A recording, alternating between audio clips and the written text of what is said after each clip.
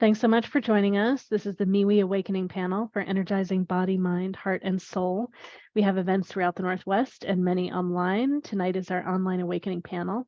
There are 5 of us that will be on the panel tonight talking about the theme and answering questions. The theme today is how to tell if you're dating a narcissist. We all bring different approaches to this question and this topic. Chances are we have some personal experience. We have professional experience. We are not psychotherapists, and I will put some fine print in the chat and maybe talk about that later. However, we are practitioners in our own disciplines and have lots of personal experience, and we are here to share insight with you that we wish we had known sooner. It's free to be here to listen and learn today. It's a small price to ask a question of the panel. I'll put the information in the chat about how to pay to ask a question. We do request that you pay before you get in line to ask. So we'll be introducing ourselves and talking about the theme, and then we'll be available to take questions. If you have paid to ask a question, please let us know in the chat so we know you're ready. We'll get you in line. And we can answer questions on anything. Just chances are it'll be somewhere around the theme tonight. It does not have to be. What else do I want to say right now? Maybe we've just got lots of upcoming events. I leave tomorrow to drive to Eugene, Oregon to run a fair there. And then next weekend, we're up in the Seattle area in Bellevue running a fair. And we've got tons more online events coming too. Just for example, next Monday, we have spiritual dating and relating, a panel on that. So all these different things because we're coming up on V-Day. All right. Well, practitioners, let's hear about who you are and what you do. You take 2-3 minutes. It's fine to describe. Angela, I just know it's so much your specialty. How about let's have you dive in first if you're willing to do that. Sure, and thank you for having me here today. And I want to thank everyone that's participating in this panel and that's joining on this group here, because this information it's important, because myself, and I'm sure many of you others, we have encountered someone that's narcissistic and have dated them or had parents that were narcissistic. I mean, when I did my family history, it went all the way back to my great grandmother, then my grandfather, then my father, and then I had a child with someone that was narcissistic. And I'm the author of The Undetected Narcissist. I have a podcast, the same name, and it's on every platform. I talk about mental health, trauma bonding. I talk about attachment styles. I even have a 3-part series. There's my book, 3-part series of fear of dating another narcissist. And I really break it all down for you. And I even have an episode that teaches you how to decode and detect someone that is narcissistic, as well as how to detect someone's attachment style and how to communicate with someone based off of their attachment style. So I have a wealth of knowledge, as a lot of people say, and all the stuff I talk about. And the one thing everyone who interviews me and talks to me says, oh my God, I wish I was taught this back in high school. I wished I knew this stuff. I wish I met you 10 years ago, 20 years ago, 30 years ago. And I've had people say that to me that are in mental health, that even have a PhD, saying that they wish they knew this information. So I'm really excited to have you all be here and just take all the information in. That's really, what it is just information. And don't beat yourself up, because we're all human. And that's the hardest thing, is a narcissist loves people that are empaths. They really, really do. They gravitate towards them. It's just because they love it, and kind of we're food for them. Okay, we're just a food source. I hate to say that, but it's true. Some of them literally do suck your energy, and we're giving people. We're giving, nurturing, caring people, and so just relax, enjoy, take in information, ask questions, because there's a bunch of wonderful, caring, sweet people here, on board to help you out. So thanks for having me. Thanks so much, Angela. Hey, Eva, want to go next? Oh, yes. It is so nice to be here, and it's really soothing to hear Angela speak about just her knowledge. And you can tell, being an empath and having survived a narcissistic marriage, divorce, and still being, I'm a co-parent to a narcissist. I've seen it all, and it's definitely, they suck our energy, and we are food for them if we don't know boundaries, if we haven't learned the lessons that they have brought to us and for us. So I am an emotional wellness coach. I work with the modality of heart math, so using our heart as the source of reconnecting with our source, our energy. And I also use tapping and other modalities of emotional freedom to learn how to get ourselves back into ourselves and our source. That is what I do. And yeah, I'm really, really happy to be here and to share and to, I can understand. Women that have been there, that are going through it or that are confused.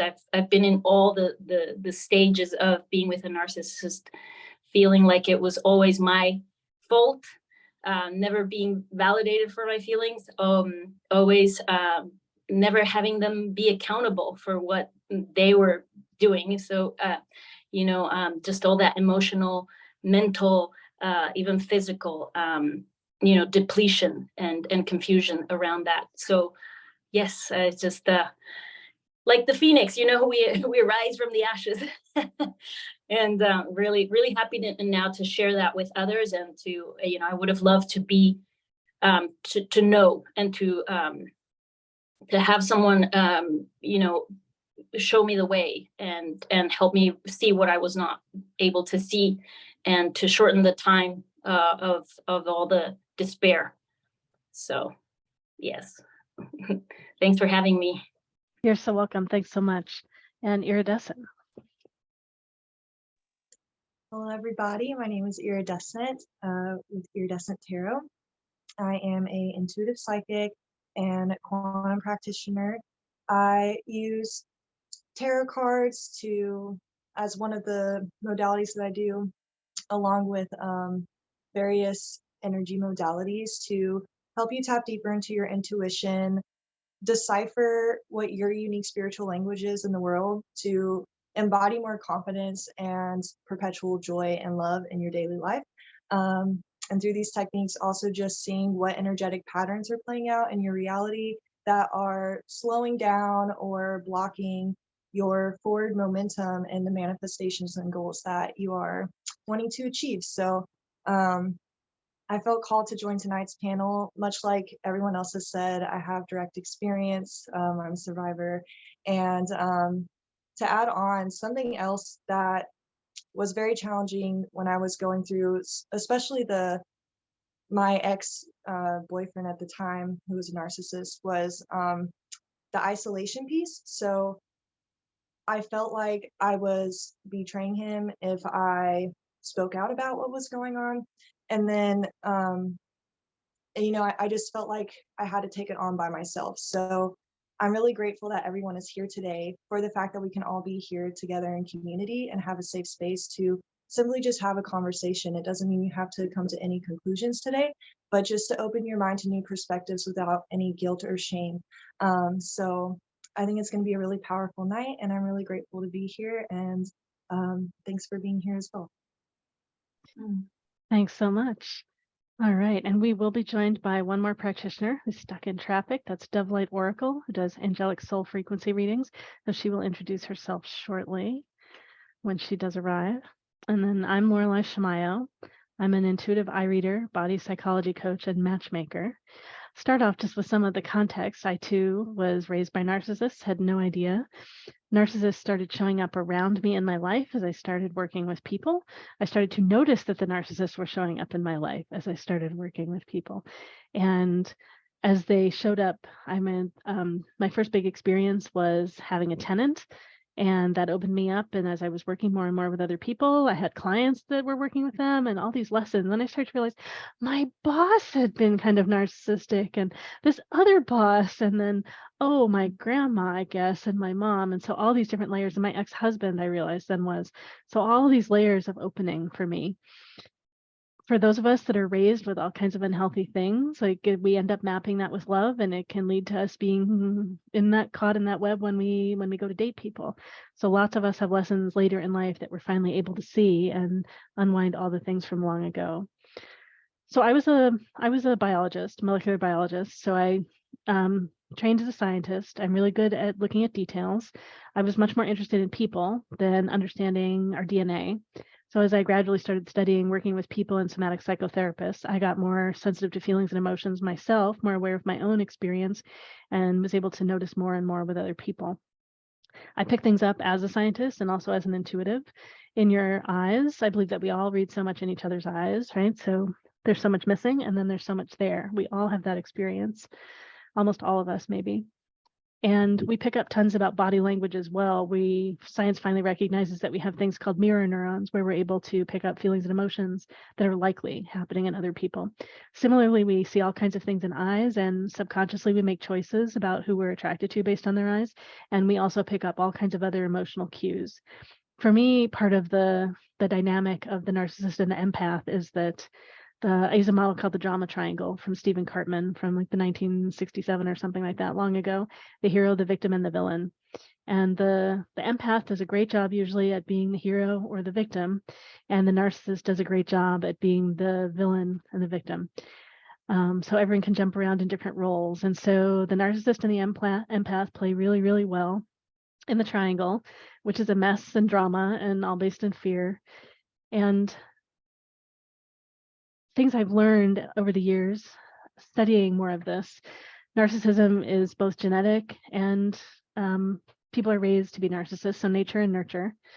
And it's a huge continuum. So not just the diagnosable, people that are very clearly diagnosable and the different types of narcissism, but a whole continuum of the behavior. So I'm able, fortunately, to recognize a lot of that in photos. And so I help a lot of people prevent hiring narcissists, dating narcissists, getting out of narcissistic relationships, and all kinds of different things. I've been so grateful to have been on panels with, certainly Angela and I have been on several of the panels talking about narcissism already, and great opportunity for me to learn more. And we're so thrilled. I'm so thrilled to be able to share this work with lots of other people.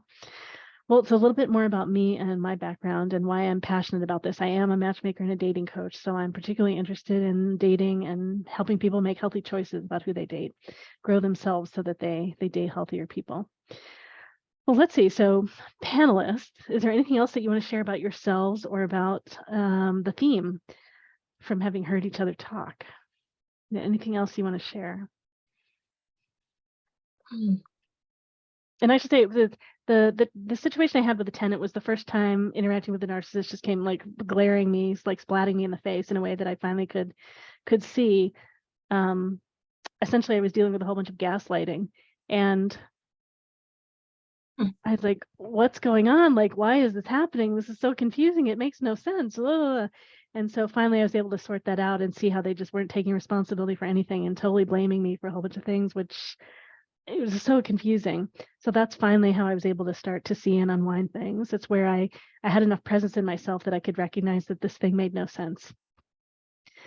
Oh yeah. So no, I think I have to agree with you with the gaslighting aspect, because it really messes with your mind. It makes you question your reality. It makes you question who you are, your sanity. I mean, the biggest way that they can use the gaslighting to control you is to make you feel guilt, shame, or fear, or even humiliating you. And it's like they could accuse you of being a certain way, but really they're projecting their behaviors on you. And it's so frustrating when they're saying, well, you're the angry one. I can't have a conversation with you, but you've never been the angry one. And if, like you said earlier, they don't take responsibility for their behaviors. They're always blame, blame, blame. And it's all your fault. And so you feel shame, you feel bad, you feel guilt, you feel embarrassed. And that's a real hard thing, is when you feel those negative emotions, you are less likely to go to talk to someone about it, because you feel so embarrassed and so ashamed. And then it creates what you call identity erosion. And it strips away your sense of self to where you don't recognize yourself anymore. Your friends don't even recognize you anymore, because you can get stuck in that please and appease mode, trying to please, because when they first loved bomb you, the relationship was great. You were my ideal person. And now when the mask starts to slip, you start to question, you get stuck in it's called cognitive dissonance. And what that means is you're dealing with questioning two different realities. The reality of, oh, they're this wonderful, amazing person, but then they did these horrible things and said these horrible things. It doesn't match up. They're total polar opposites. And so it really messes with your mind. And and I can laugh at it now, but back then when it's happening to you, it's not a laughable subject. No, and I say not. And I just want to say, so sometimes it's really extreme, like the gaslighting is super extreme, Oh, yeah. and then other times it is so subtle. And sometimes the narcissistic characteristics are very extreme and very explicit, and sometimes they're very subtle. So it depends. Yes. For different situations, different people. Yes. Yeah, I want to just add to that, that in my case, it was so subtle that I didn't notice it. There was years of that, that polarization, that dissonance where he's such a wonderful provider, but it felt like I was, constantly being questioned, and the blame and the guilt. Everything was my fault, but he's so wonderful. So it was a slow progression of just being in a marriage of so many years, and then having 2 kids, that by the time there was something very wrong in the, there was some emptiness in myself that I didn't really know what it was, but and it still took me years to recognize that he had, he's a narcissist. But just again, that the degrees of the behavior can be so mild that they can just kind of go under the radar for long, because they're just sucking the energy out of you. But then I was, in my case, I was just left with like, who am I? Like, like not really, knowing that there was something really wrong, but not really being able to pinpoint what that was until many years later. Yeah. Because I know, like with my ex-husband, he had various things in his life not go well, and I didn't realize at the time, but his stories were always about what went wrong with the other person, how the other person wasn't treating him fairly in some way. And it wasn't very extreme, and I didn't get the theme of all of these things together. And I realized looking back too that his father had some challenges in his career. And again, there was always a story about someone else. And when he finally did leave me, all of a sudden, whoosh, like there was a whole bunch of stuff again that I didn't expect. He left really suddenly. We were both falling apart. I knew it was going to happen. But it was so sudden, and the way everything happened, it seemed like I got blamed for a bunch of things that weren't my fault. And so that's finally what made me start questioning too, of like, were all of his stories true? Maybe those were exaggerations. Like I didn't have the words narcissism to categorize it at the time. So again, sometimes it's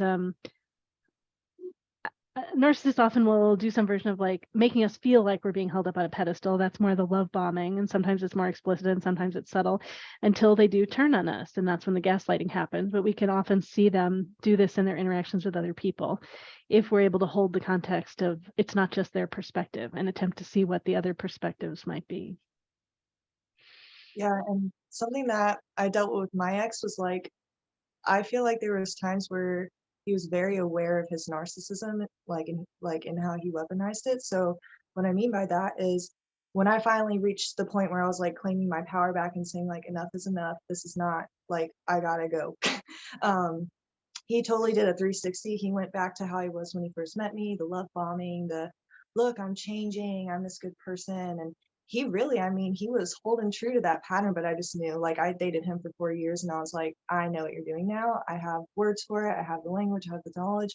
But like, I think he was very, like, he was very intelligent and very like intuitive. And I think he was very aware of like the different cycles. Cause yeah, he would like, he would like love bomb me for a bit, and then he would, you know, gaslight me, tear me down, and then kind of just be neutral or even like stonewally distant for a while. And then as I was feeling better, then it would be like, you know, he would use that to weaponize it. And it was always this like very psych, but he would change it. So I could never figure out the pattern. And then whenever I would try to like confront him about it or talk about it, it was always like, oh, you're invalidating my experiences. Oh, you're paranoid. Like, you know, there's always like something. So yeah, it's very, it's such a mental, like they said, such a mental dissonance, because the times where he was really good, I would start reflecting on those fights and be like, oh, maybe I am like judging him too much, or maybe I'm not like being open. And it's just like, nah. So Yep. anyways, I wanted to add that. No, it's sometimes their characteristics, the narcissistic characteristics don't show up in life, and something will happen when they get triggered, and then all of a sudden the characteristics show. The behavior shows. So it again, it can be invisible for a while or seemingly invisible. And yeah. So the 3 patterns they have is love bombing, devalue, discard. And so when you were just talking, you were talking about the devaluing phase. But that's the thing people really got to realize is when you're in a healthy, loving relationship, your partner doesn't devalue you. Okay, period. Your partner does not devalue you. Your partner, when you have a disagreement or you sit down and you talk about it and you're open, you have open communication, and you should be able to be vulnerable with that person and have trust. And that person, you know, should take responsibility for their actions. And if they feel you did something wrong, then they should say, hey, you know what, sweetie, you just made a mistake. You know, and next time, you know, I know things are going to, you know, be better. I mean, nobody's perfect. We're all imperfectly imperfect, but that's the real difference is the person that really loves you does not make you feel like crap, does not humiliate you, does not shame you, does not, you know, devalue you, doesn't do all those things. I mean, we don't do that to our kids. Like when we're upset with our kids, we talk to our kids. We don't, you know, we've learned from shame parenting is the worst form of parenting. That's what makes someone narcissistic, really, is shame parenting. And so when we sit down, you know, you think about it, is we're all like just adult little children, okay? And if we could step back and treat each other with more compassion and more kindness and more patience, you know, things would be a lot better. So that's another way, you know, to kind of look at it is when you're dating someone narcissistic, they're cutting you apart. They really, really are. And that's not a healthy relationship. Yeah. Could you say a little bit more about shame parenting? Do you just mean parents shaming kids? Yeah, there was a whole study done about shame parenting, and actually when parents do that, when a child makes a mistake and you really make them feel, you devalue them, you really make them feel bad about themselves, it impacts their self-confidence, it impacts their learning ability, it also makes them higher risk for suicide. It makes them higher risk for self-harm. I mean, there was this whole study on it. And so with our children, we really need to, I always say, get down on their level. So if your child is, let's say you're here and your child's down there, you need to get down on your knees or sit on the couch where you're face-to-face eye contact, connecting with that kid and talking with that kid and having a meaningful conversation, because it's like, hey, this happened, you know, what happened, instead of, you know, ripping that kid and saying you're stupid, you're intelligent, you know, you're like, I hope you get where I'm coming from.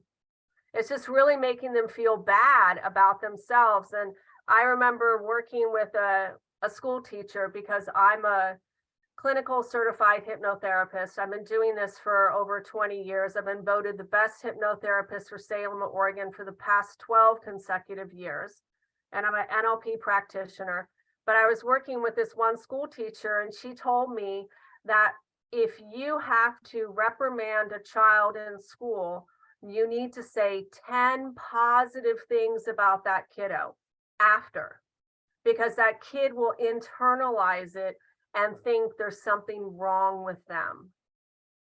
And so even though we all as humans make mistakes, we all sometimes don't think before we speak, it's really important that's why I like to teach the sandwich approach, where when you communicate, the bread is the positive, the meat is the issue, you end with the positive, the bottom bread.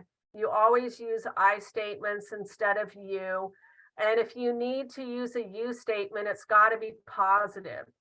And sometimes if you need to use a you statement, instead of saying you, say we. And I always tell people, write it out, because at first it's really, really hard to do, because we are taught, and we do this as little kids, we blame all the time. It's your fault. You did this. We blame others, our siblings, to try to get out of trouble or to not get punished. And so there's bad behaviors who's learned growing up, but communication is really, really important for us. I did a podcast about it, about how to communicate with difficult people. So that's on there, the podcast, Undetected Narcissists, and it's helped a lot of people. And I know you, Laureli, have heard me a few times at the fairs teach that for that class.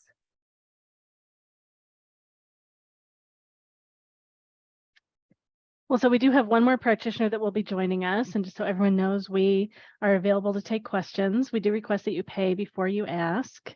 And that general question, yeah, we're happy to talk about some general things while we're waiting for a specific question from someone.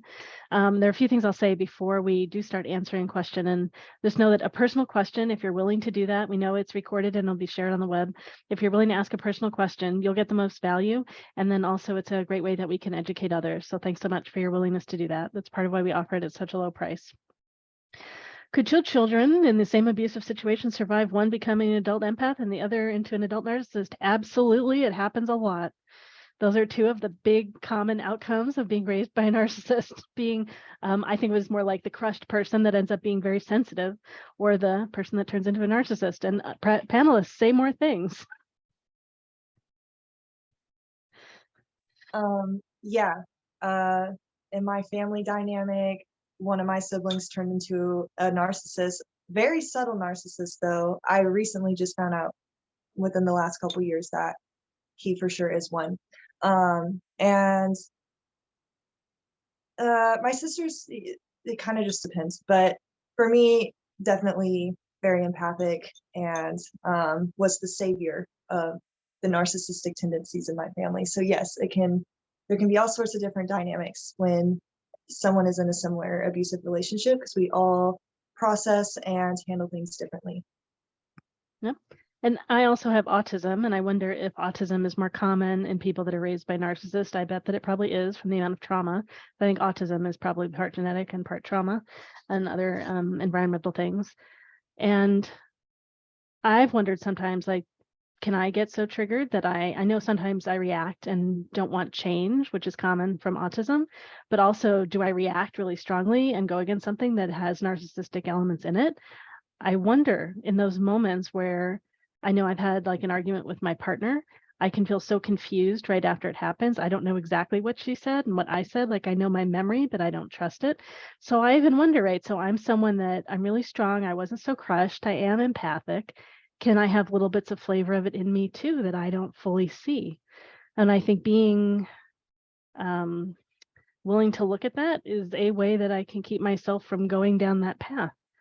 Right. So there's no clear outcome of being raised by a narcissist, and these are definitely two common outcomes, right? Narcissistic and empathic. And some people are, well, I feel like someone else might be better prepped to talk about the different types of narcissists, maybe, I guess.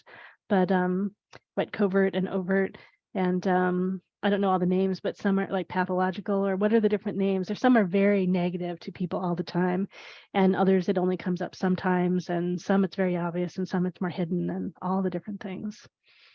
Yeah.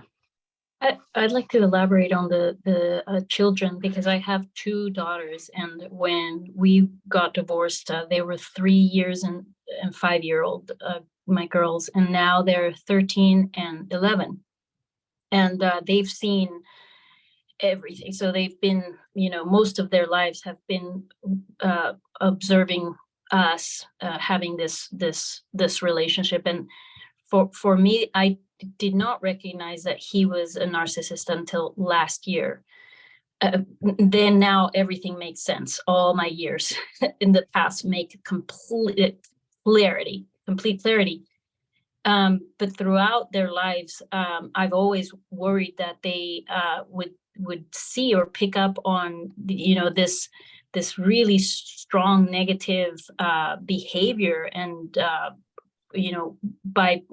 we share 50-50 time with them, and that has always been my priority, to the time when they are with me, for them to see what what love is, or what being a good human and being accountable for their actions it means. And I think when I've narrowed it down, because I'm not perfect either, and I do react, and I also question myself at times I'm being, not my best. And but the one thing that I always arrive to is that we are human and we're going to be triggered. And if we're able to recognize that we truly say I am sorry, I am deeply there's a way to say sorry from a narcissistic point of view, which is he's just saying it out of the mouth, just like not really meaning it, and saying truly deeply, I recognize that I made a mistake and I want to make things better, and please, let's work with this, like, and you can genuinely feel that. And that is the difference that I've found with teaching my daughters, that yeah, we are human and we're going to make mistakes, but we're able to correct ourselves and make different choices. And that's one thing that their dad can never do. He will never admit that he did anything wrong, and he will always blame somebody else. And I know my girls see that, and right now they're in an age where still things are not clear to them, but eventually, my hope is that when they're old enough to encounter their own relationships, and encounter their people that they're dating, and that they can see that there are different ways of dealing with a negative, with recognizing when something is meant to be mended, or there's a willingness to mend something, or when there's simply it's just a tactic to hold them, and to not honor who they are, or use them in some way. Yep. I mean, for me, this is the biggest clue when I can tell that someone's on the continuum, is that they don't own their part. They don't own their responsibility for things and can't genuinely apologize. So I have questions that I recommend that people ask. I use when I'm doing hiring interviews, and then there's an equivalent kind of question on a dating context, dating situation, is as you get to know someone, asking something like, what is something that you learned in your past relationships? What have you taken away from, like, what lessons have you experienced and learned, and what do you do differently? So in looking to see that someone can really own their part, can talk about things where they regret something and they see they've grown and they would do it differently doing it again. And if people can't answer those questions, that's telling. And again, it requires some vulnerability. So I'm talking about people that are willing to be conscious and not just caring about surface, caring what other people think in that way. And I think the people that are attending these panels and watching these panels, that's what they want. Yeah. Well, so I know there was another general question, and I just know Angela mentioned one of the words that I totally love here, but maybe narpath. This is great. The general question was, can an empathic person also qualify as being narcissistic? Yeah, is this a spectrum? So definitely. And there's so many things to say. One way that I see empaths can show up as narcissists. Not only they just happen to have the traits like in their eyes and in their soul of being more sensitive and being more empathic, but also when the empath is holding the narcissist up on the pedestal and they defend the narcissist with other people, there's a narcissistic quality of that, of like their connection to that person and being superior. And I just want to mention, just to drop it in, and we can come back to it. There's in talking about parents and what happens with kids, there's also a related thing called parental alienation that a lot of narcissists do, where they alienate the kids from the not narcissistic parent or the less narcissistic parent, and the court system doesn't know how to deal with this, and so the kids are unfortunately so hurt and they're separated away from the healthier parent, and so it's just huge messes that happen in our society around this. Yeah, go ahead. Others want to share on the panel, go ahead. I don't want to. No, and I wrote about that. Yeah, I wrote about that because, and it's really sad because it's not fair to that other child. It really isn't. It isn't fair, and it's not about the child. It's more about punishing the other person. And I did want to address the comment about, the parenting things. Is there are 6 different ways someone can become narcissistic, and 3 of them are parenting styles. One is the authoritarian parent, the absent parent, which is someone that's like a CEO or president of a company. They're always busy all the time, and they have the money to throw at the kid, but they're not spending time with them. And then the other one is the neglectful parent. That's like the one where they just don't have time for the kid. The kids, the kid's there, but they're kind of they're irritating. It's like they don't want to spend time with them. They're there, but not really there. And then the other 3 ways is bullying, trauma, and child abuse. And so when you talk about having 2 different kids, I grew up with a narcissist father, and I'm an empath, but my older brother, and I'm pretty sure my younger brother as well, both turned out narcissistic. And the thing is what I think what made me different from my brothers is I knew what was happening was wrong. I innately knew it was wrong. And when I was around 14 years old, I got myself into therapy.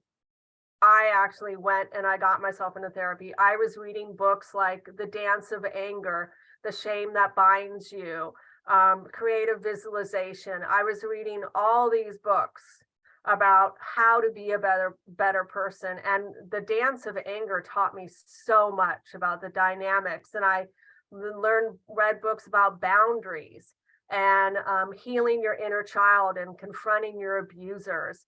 And so I did all the work because I didn't want to turn out like them, because I didn't like the way that they were behaving. I didn't like the way that they parented. And the more that I was learning, I realized that if I didn't educate myself and inform myself, I would repeat the same exact patterns of abuse. And the most wonderful thing is when I had my daughter at 28, my mom said to me, "You're the first person in our family's history to ever break the cycle of abuse." First person. And so but it takes work, it takes dedication. And that's the real important thing, is communicating with your kids. If you're dealing with a narcissistic parent, the way that I explained it is, they love you, they just love you in a different way. And think about a toolbox. They just don't have the same tools as mommy does. It doesn't mean they're wrong, it doesn't mean they're broken. They just have different tools. And some people can give you what you need and other people can't. And it doesn't mean they're wrong or they're flawed or they're broken. It just means, that they're struggling with their own stuff like everyone else is, and that's okay. You can still love them. You just don't like the behaviors or the actions or the words that they use. Okay. And you can, and that's the thing, is to let them know, yeah, you can still love that other person. It's just, you don't like them. You don't like the things that they do. And it's hard because I think it's really wired in us as kids to to love our parents and to want our parents to love us back. And it's hard when they don't love us back in the way that we want to be loved, or we know the difference of love because one parent's, you know, an empath and the other parent's a narcissist. They're totally polar opposites. So that's really confusing for, you know, little kiddos, even teenagers. But when you can talk to them and really sit down and not, you know, shame the other parent or make the other parent, you know, perceive them as being bad, just like, hey, you know, I know they had a hard childhood and, you know, things happen to them like everybody does. You know, I'm sure they were bullied. I'm sure that, you know, there's forms of abuse. Some people heal one way and other people sometimes just stay stuck and are afraid of change and they're just angry, and it's not your fault. It's not your job to fix them. And it's hard because a lot of times kids want to, you know, fix that other parent or rescue that other parent, you know, like be the hero. It's like, no, that's not your job. So It is though how a lot of us, I would say it is how a lot of us turn into people practitioners though. Yes. Go ahead, Iridescent. Sorry, I didn't want to interrupt. Yeah, to touch on what Angela's saying, I agree 100% with that. And something that's been, so yeah, I recently kind of just realized that my brother is a narcissist and I'm estranged from him now, and have been for probably the last 3 years or so. And yeah, I like that piece because that's been the journey, is like the reason I had to like estranged from him was because he's in a point of his narcissism where he doesn't want to take responsibility. He thinks it's everyone else's fault, everyone else's problems, and that he just has bad luck and all this kind of stuff, and everyone else is causing drama and everyone else is lying. And I recognize that it's just because, you know, being that both our parents were narcissistic, we were never taught how to deal with our emotions, trauma, things of that nature. And he's almost 10 years older than me. So I also am the first person in my family that really took action to break the cycles of trauma. And because of that, you know, I did try to have that conversation with him where I crafted a 4-page letter with my therapist at the time. And she approved it, you know, just to make sure that I myself wasn't projecting in the letter, but I still was able to get what I needed to say out to my brother. And when I read that letter to him, you know, what I was expecting to happen happened, which was he didn't take it well. He called me a liar. He told me all that was fake and all this stuff, my experiences.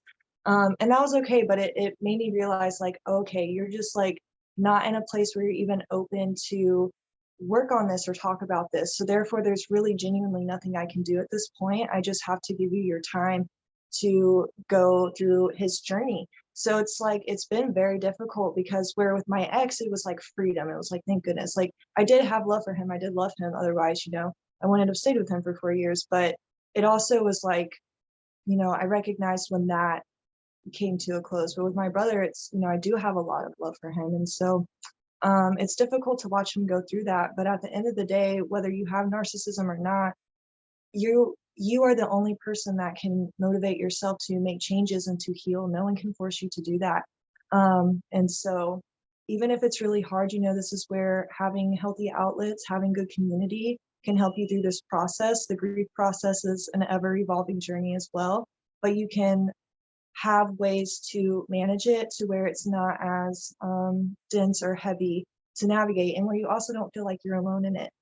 So anyways, I felt called to just kind of share that story because I think it is this assumption that like to sever the relationship to the narcissist means that you no longer love the narcissist and you're giving up on them and you don't care about them. But honestly, maybe one of the biggest gifts you can give them, because it's going to force them to kind of start seeing like there's not going to be anyone basically for them to blame anymore at some point. So at least that's what I believe. You know, if they're really dedicated to being a narcissist for the rest of their life, they will continuously find other people to shift blame to. But anyways, I hope that can help and support people. Yeah, it's great hearing your story. And yeah, so I don't know how to find the opening to help them choose to change. So I'm so glad that Angela has more to say about that. I'm particularly interested in that, the tipping point of like, how does that, what are the skills that are to have to help it facilitate that shift? So I would have to say the nicest thing is when I've been at the Me fairs in Portland and Eugene, every time I've done it and I've done the talk about, how they're created and showing how the brain works, about the cortex brain and then going down into the limbic brain. I had at least 6 people that were narcissistic come up to me and thank me for talking, thanking me for teaching them about their brain, how it works, what happens to them. And so the explanation I gave them is, and I wish I'd have to go grab the picture, but think about polar opposites again, okay? Majority of us, we are functioning in our cortex brain, okay? That has to do with problem solving, rational thinking, reasoning, solution orienting. What? Can you use any of the hand patterns to talk about the parts of the brain, or where I don't know them as well, but So do you? it's your frontal lobe right here, okay? Your frontal lobe part of your brain. And and that's where the majority of people are. When you are dealing with trauma or you're narcissistic, the majority of your brain is the limbic brain, okay? And the thing is And is that like the impulsive and emotional, or like what? yes, Say more about what limbic fight, is. flight, and freeze. It's your survival brain, okay? And that's where you're gonna make irrational decisions. And the thing is when someone is narcissistic, a lot of times you can tell that they're really immature in their behaviors and the way that they're acting, because that's a clear sign of when they are in their survival brain, because that's like when the trauma started for them, okay? Because they're not born that way. They're literally not born that way. The same way with someone that's a psychopath and a sociopath. They're not born that way. We humans create them. And so I always, I say now, if we don't like them, well, then we got to stop creating them. We got to be kinder to each other. And so what I mentioned to all of them is, you can tell, can't you, when you're about to slip from this part of your brain down into the survivor brain? Can you all tell? And every single one said yes. Every single one. And I said, okay, this is what I want you to do. When you get in that disagreement or you're hearing something that's triggering you and you feel that slip, you have 2 things you can do. You can either take the high road or you can take the low road.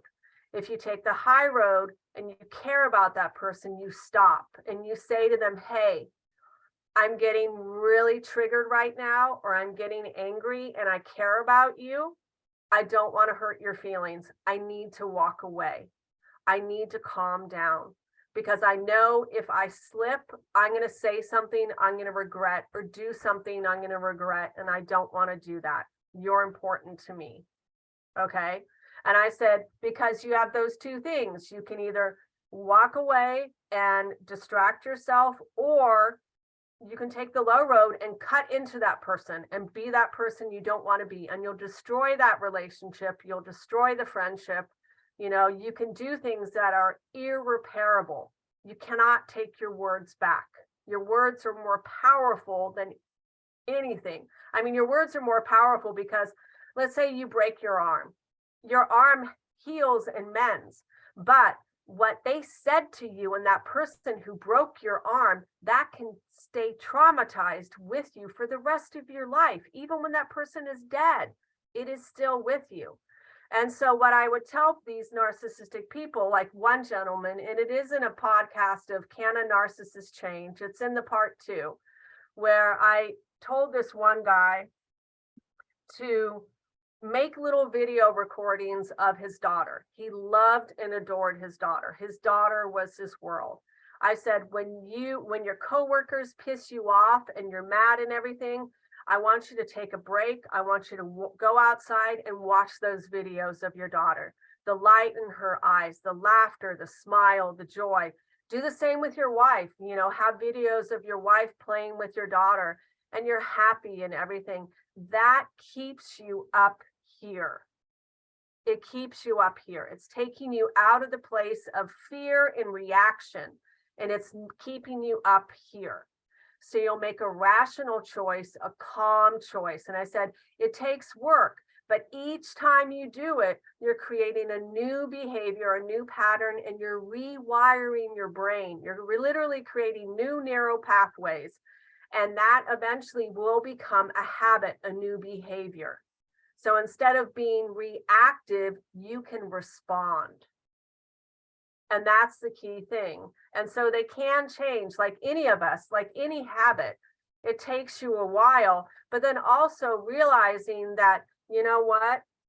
Sometimes we have to accept responsibility and we have to be vulnerable. And I got to tell you, the hardest thing a lot of narcissist people have said to me is why they're so great at blaming is because they were always blamed growing up. They were always at fault. So that's a learned behavior that was modeled to them.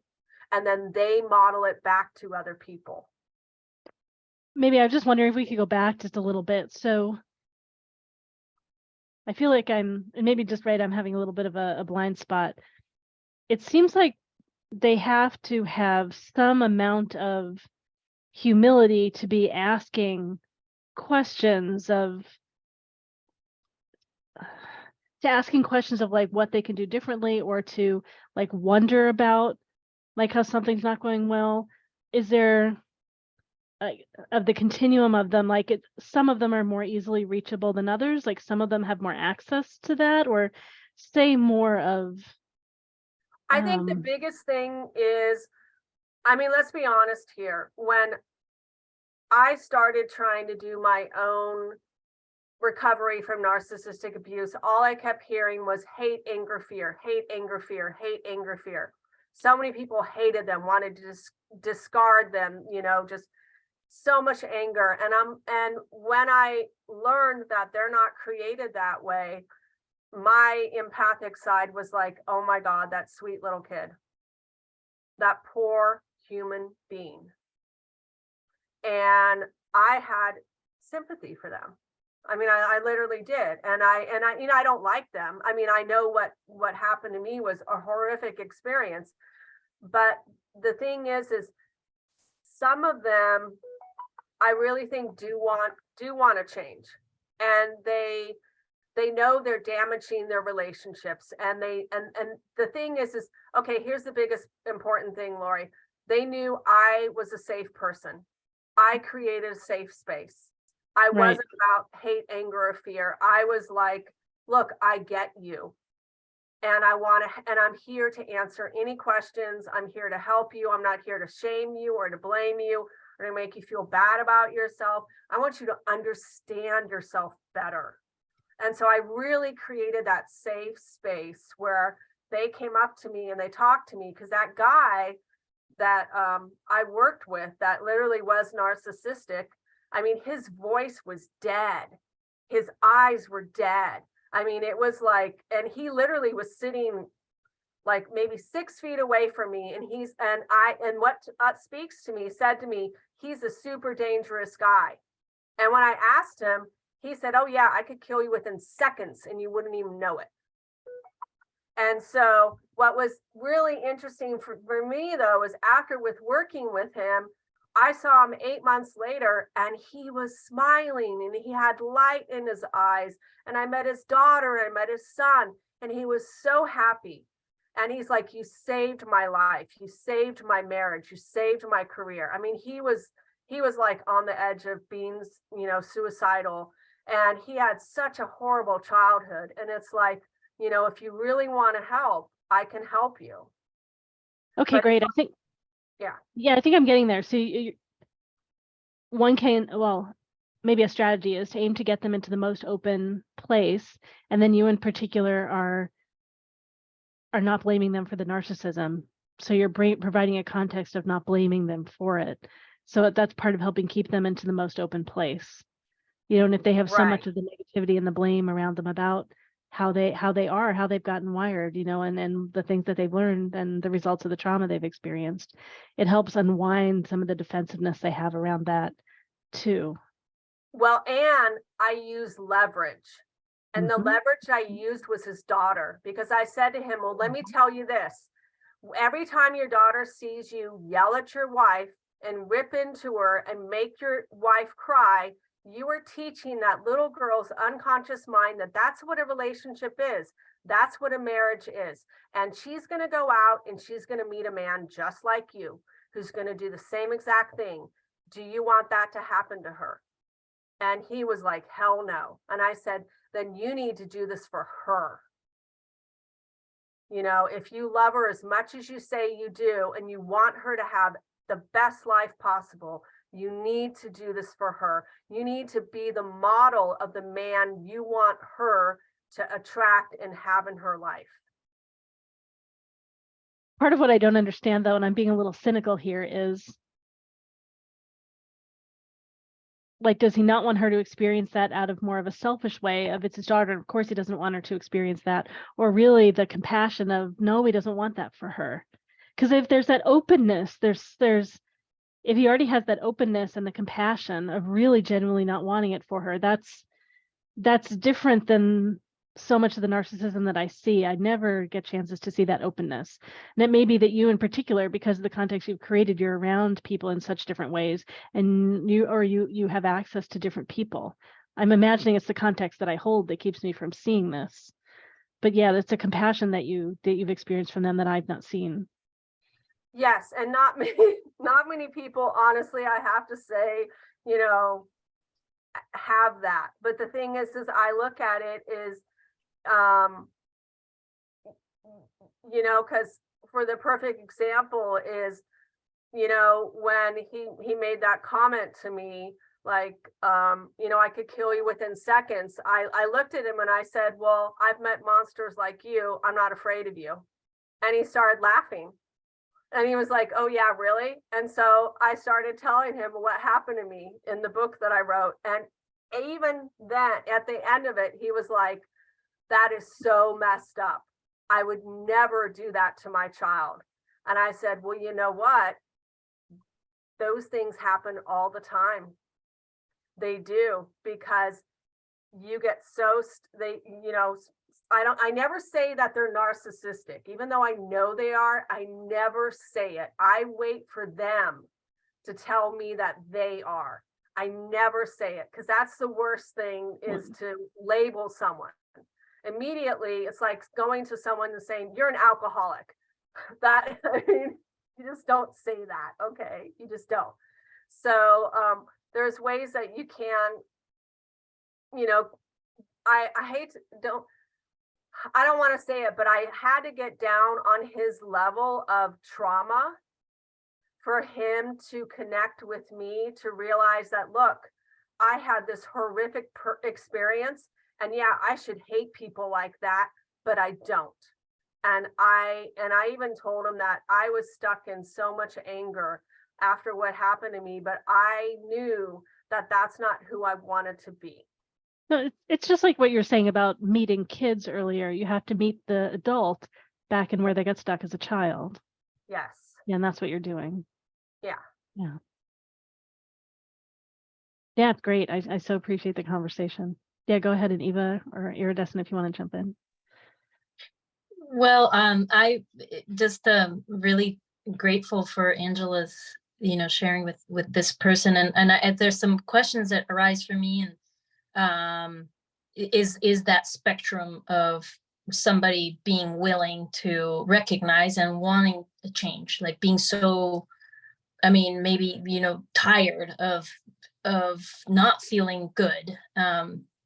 You know, my closest experience is my ex, and so many times I, you know, would feel that compassion for him and wanting to support him and see that little boy and have just that this love and care for this boy, and there I would go again to try to save him, you know, to try to be there for him, and then our cycle would just go on and on and on, and so, and you know, he is also an alcoholic, and me calling him an alcoholic was the worst thing.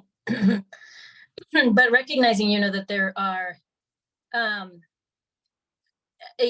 would hope that one day he would want to reconciliate with himself, that, he's just so tired of feeling always on edge and always angry and always defensive, that he would want to seek out help.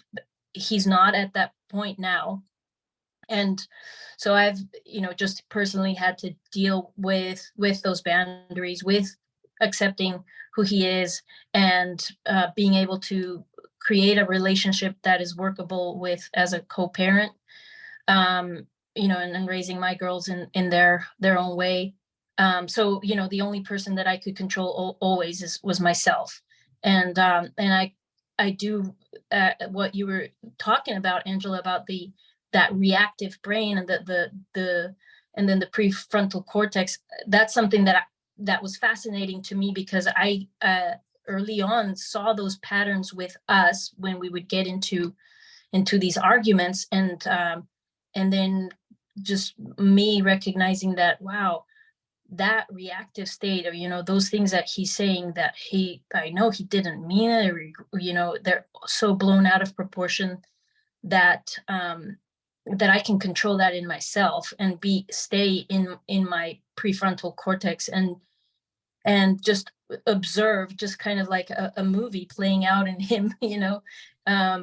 It was just really interesting to see how we operate in such different levels of our biology.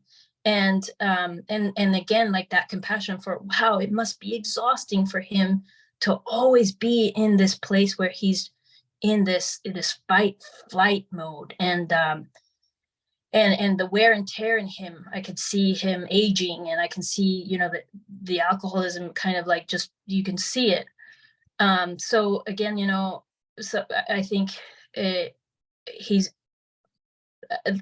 wonder if there is that spectrum of someone willing or not willing to recognize and to want change. And but again, us being the ones that are in control of ourselves and our care for our sanity, and to want a better life for ourselves, that we, in my case, he's the father of my kids. I'm not in a relationship with him, and I also can recognize in me, now dating, in those patterns, and just, again, like, the only person that I can control is myself, and how I am showing up as a mother as well.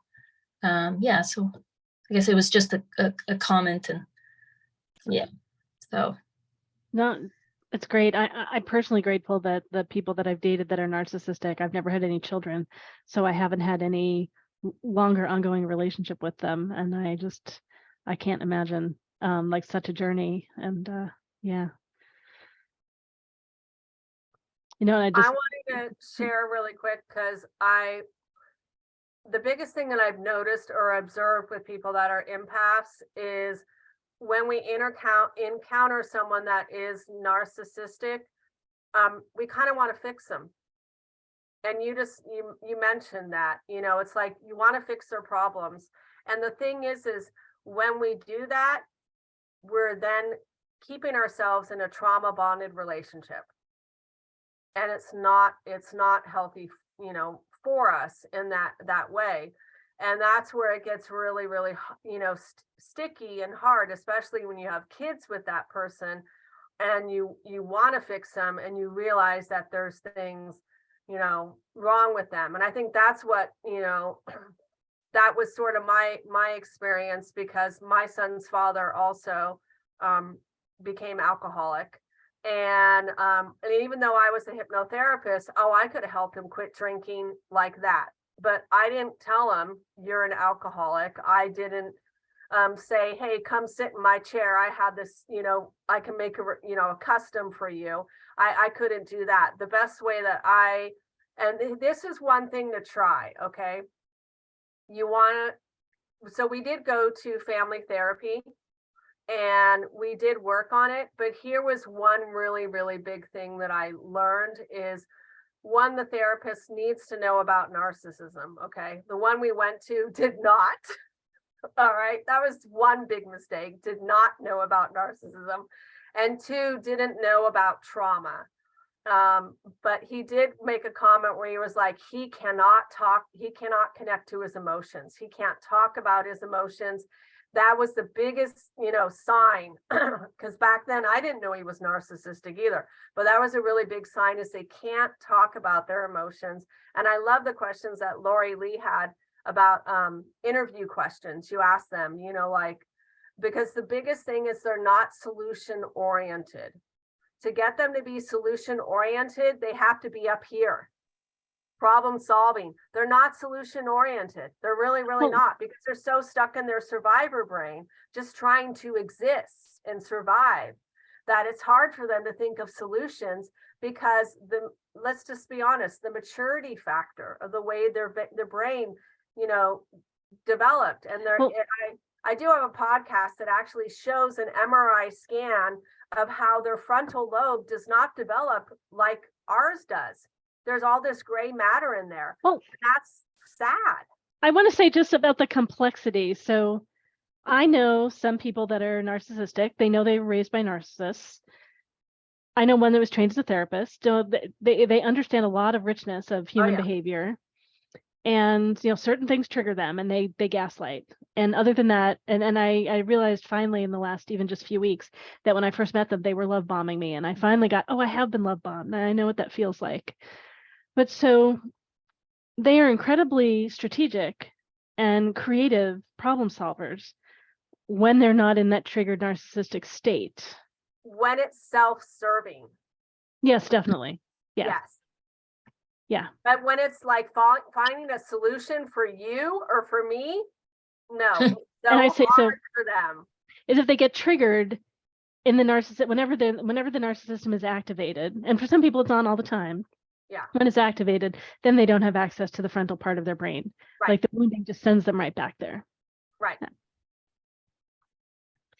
Oh, yes. Well, we've been joined by DoveLight. DoveLight, I don't know if you're ready, but I'd love to have you introduce yourself if you're hearing. And then we have been talking about some of our personal history of how we know narcissism. If you have any you want to share, you're welcome to do that too. Yeah, good evening, everyone. I apologize, I'm late. I was very stuck in an emergency. It's okay, don't worry about it.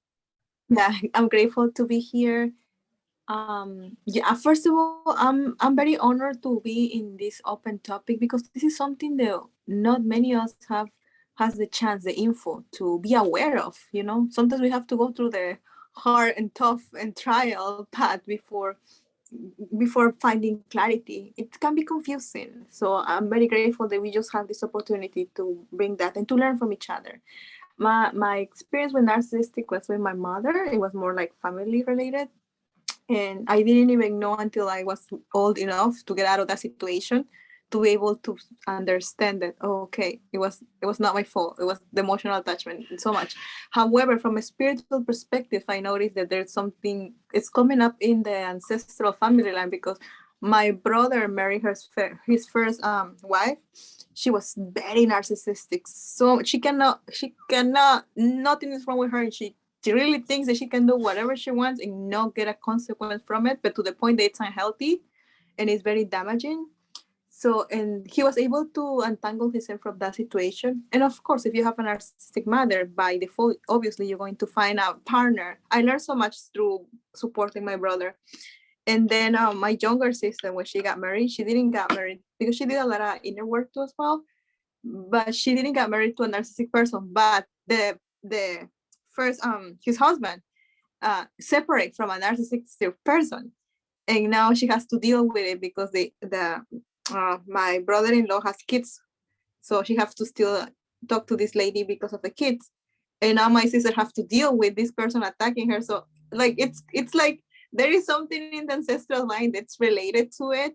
And I'm talking from a spiritual perspective that we need, especially in my family, we need to untangle. So to me, this topic came like heaven sent to being able to learn more about this, because you generally need sometimes an outside perspective, somebody with experience, somebody who has passed through it to guide you. And this is what I'm very grateful to be here to learn from each other.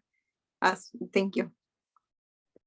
It's great. Thank you. I'll sprinkle in some, and by the way, a lot of us, maybe everyone here on the panel, I think all of us, we all realized later in life, right? So didn't realize all the experiences that we had as kids and that we had as adults until finally we got it. We realized. So yeah, all of us. In dating patterns, I see people go through the same lessons all the time. And the first lesson is that we're typically attracted to someone like our family of origin. That's true in the archetypes that I see in people's eyes, and it's true of whatever the psychological, emotional patterns are. And so while it may be generational in terms of spiritual lessons, it's also that we, narcissists and empaths choose other narcissists. It's a common. Of course, they don't all do that. Some of them have slightly different patterns or heal through it faster. But it's so common that people that were raised by narcissists end up dating narcissists before they end up realizing and unwinding the pattern. So yeah. So many reasons how we do that. We're all good at recognizing each other. And I mentioned earlier the triangle, the drama triangle too. And in general, all the corners like to find the other corners to play with. So narcissists and empaths do a beautiful job of bouncing around in those corners, the victim, the villain, and the hero. Oh yes. Well, yeah, anyway, let's see. And we have another general question in the chat. And so DoveLight, we're just having conversation right now. We haven't had anyone ask a specific question, so we've been talking generally. Practitioners, is there anything else you want to say before I go look at whatever the next question is in the chat? I just wanted to say that I really love that this is like a more conscious talk, because you don't want to have a trend that just because narcissistic it's coming up, you want to start calling everybody narcissistic. Oh, you're narcissist, they're narcissist. No, that can really be a deep, confusing, horrible to say the least, part of your life. So we have to learn how to differentiate when you actually are with a narcissistic person or with a person with different type of traits, just to honor even the journey, the healing journey, if I dare to say so myself. Yep, and another go ahead. I'm sorry. And another thing that was coming up that I learned from this experience through my family is that because you're not used to, because you come from a background, usually most of us, that you are so confused, your self-esteem, it's horrible, because of, especially if you come with a narcissistic parent, that somebody will come to you and it will love you 10%, and maybe this love bombarding in reality is only 10%. But you don't want, and just because somebody love you 10%, for you it's a lot, doesn't mean that that's healthy or that's what you need. So somebody has to love you even more than 50%, or 100%, But sometimes because we came from this background and somebody just showered us with all this much love, maybe it's not even healthy love, but because they actually dare to say that they like us or dare to say something nice to us, we're not used to this, but that's not even healthy as well, So just don't let nobody who only love you 10% have so much power over you, because that's only 10%, that's not being completely present with you. I just wanted to honor that. Yep. And I just want to think about your introduction. Did you do enough of saying what you do, how you work with people? I can't remember that you said enough. You might have jumped into narcissism faster than you usually do. So I want to make sure you get to share enough of who you are and how you work with people. That was for you, DoveLight, in particular. I know we can see it on your image, but I wanted you to be able to say enough of how you work with people. Well, I usually allow spirit to guide me to the people who wants to work with me. Being this type of panels, to me, it's actually new. It's something relatively new that I started last year, but I do love the community of MeWe fairs. Are such amazing people, very loving community. I do shamanic practices. I came from Amazonian and indigenous Andean background from the South America. So we have a lot of spiritual practices we do. I also am a natural born intuitive reader and medium. That's where I use tarot cards to focus, because I love art. I'm a Taurus, I love art, but I don't necessarily need the tarot card to read. And I was involved with the angels as a form of healing, because they have a love beyond your wildest imagination dream, that it was very hard for me to understand how there is this concept of, not even there is this existence of energies love you so much. So I start working with the angels when they start presenting themselves to me. I'm able to hear spirit, to see spirit when it's for my highest good or the highest good of the person I'm working with. Because you have a connection with your soul and you're able to read. You can read the elements as well. You can read fire, you can read air, crystals. it's more about connecting to yourself. I was involved into courses with Dr. Brian Weiss. I met him back in Peru and here in New York as well, which I learned past life regression among my other dreaming about past life through my childhood and other planets. Because I have to heal my own ancestral healing, I was involved in ancestral healing also, and I do every month. I participate in helping constellations, family constellation, which is a way to give voice to the entanglements in the lineages. I am very connected to helping the indigenous peoples of Mesoamerica in anything that I can be of service. So that's what I learned to do cacao through directly with them. And through the shaman, I also, everything that I do is because I passed through it. I'm still learning. I lost my voice because of difficult childhood. So in the regaining of my voice, I learned the techniques and the connection to go back to your voice. There will be a time when I will not even be able to speak. Now I can even channel and sing and do like language and all that. So part of the shaman, that's what I do. But when a person comes to me and we talk and practice, and if I pick up something that will help them, or maybe sometimes they need to know that, I will be able to help them. That's how I work. Now I'm open to work with clients in the public. Before it was only family and close community.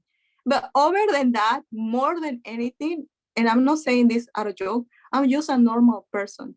Just because you have a spiritual gift doesn't mean that you have common sense or you're perfect. We are perfect in our imperfection. And all of us have things that we have to overcome, learn, and grow.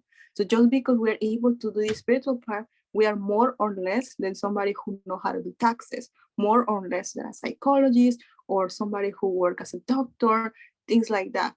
And this is because your human life and time is nobody's gonna give you back that. This is priceless. This is where you put a amount of money for your time, but in reality it's priceless. So that's why you can charge as much or as less. It's up to your own codes of ethics. But to give of service and to do something that you love, it's priceless, and just want to honor that. We all learning, we're all growing. Nobody has a single answer to everything. So I just want to honor that when I'm working with spirituality, because I learned so much from the people who come to me and as well as helping them. Okay, I'm done. I hope I say what I needed to say. Great, thank you so much. Well, practitioners, if there's more that you're wanting to say of where we were, go ahead. And we do have someone that's asking a question, so we can transition to that one if everyone feels ready. But if there's something else some other burning thing you wanted to say, please go ahead. Okay, great. Daniel, do you want to jump up on the stage? And as we're getting ready to do that, I want to mention this is a great opportunity for everyone to practice opening to your intuition. This may not, in whatever way, whatever wisdom you're tapping into, you might want to draw and take notes, etc. as we're answering questions, so that the information that comes through you can ground and be aware of for a longer period of time than often the messages that are fleeting. This is a great opportunity to listen and learn from all that we're sharing and all that's asked and answered, whether or not you ask a question. And when you ask a question, if we go deeper than you want, when you ask a question, if we in our answers go deeper than you want us to go in this format, or we talk about topics you don't want us sharing about here, please let us know. We want to honor you in our response. So give us guidance as to how to stay in the right lane. And if you're totally comfortable with us talking about everything, that's fine too. All righty, we have a question from Daniel. So Daniel, did you want to share your question, your own words? Do you want me to read some of what you wrote, or go ahead. I can probably take a pass at it. And I'm not really asking in the typical way that people are paying for reading type questions.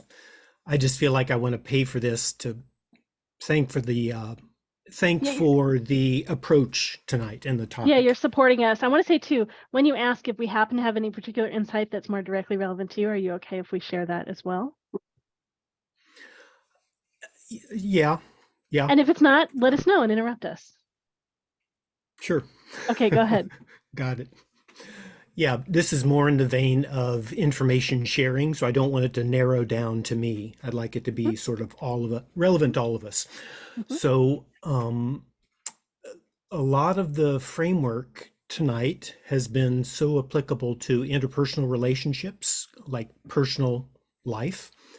And I'm thinking of if one has or is considering taking on a client, if one is a practitioner, a professional. So you're not developing a personal relationship with them, you're developing a professional relationship with them. But in the intake process, if I, as a therapist, I'm discerning that this could be a strong degree of narcissistic behavior and energy, it seems to me that rather than just simply saying to myself, no, I've got a policy not, how can I work with them, but with boundaries that make it a workable relationship? So, and where the therapy isn't about their narcissism, let's say a body worker, where you have a different focus, but you need to have a working relationship, but you don't want to say you're a narcissist, so let's set some ground rules. How would one structure at the start a relationship that one wants to have where it's not entangled with personal matters? And I can clarify that question if I didn't be succinct enough. Yeah, I think it's a great question. And I just worked with someone yesterday for the second time. So yeah, so practical experience. And, so Angela does all the time, probably, a lot of the time when narcissism is a topic, although Angela doesn't bring it up in the beginning. So I think a lot of this applies, right? Waiting until they really talk about it. And then it is letting them talk first and to hear what's going on and to really see if how invested they are in their story, and really seeing if they're open to change, seeing if you can find any leverage that you can use, because and I do set boundaries with them. I definitely set boundaries. I lay those boundaries out in the very beginning. And one of them I say is, the first time I will listen to you and I won't ask anything. I won't give any of my advice unless you ask for it. The second time I will give my advice. Okay. The third time I'm not going to listen to you. I'm going to want to know what action steps you are taking to make that change. Because sometimes they want to just stay stuck in, the victim mode and everyone else's fault. But it's like, no, I can't help you if you keep having that mindset. So. No, interesting. Yeah, clear set of steps and approaches. I guess for me, usually I'm working with them in general, and some things will come up that have me start wondering if it hasn't been obvious already. If it's obvious already, I might not choose to work with a client if it's that clear. That if I'm working with someone and it doesn't come up until we're midway in, I just realize, and I'm much more careful. I'm careful in the way I step in to talk about their learning experiences, right? Their lessons. It comes up when we talk about other people in their lives. I'm more careful in how I talk about what interactions have come up with other people and how I help them strategize about things. So I aim to be careful to not set off the narcissism and have it get messy with us. I recognize they may only be able to see so well about their part in various things. My aim is to give advice to help them see how they can accomplish what they want in a way that I won't participate in doing things that are harmful to other people. So aiming them to see how to make better choices for everyone. I generally probably don't encourage them to be ongoing clients the same way that I might with others, because it is more challenging to work with them. And I just know that it may touch things for me that are harder. So I might not be the best person to work for them. And I have strategies all the time. Like I recommend anyone that works with people have strategies for how, if someone feels like they're not going to be a good client, how you recommend that they work with other people. And then know people that you could send them to that are more comfortable working with this, for example. People that have an easier time with clarity and with boundaries and with that don't have personal history that will get triggered, etc.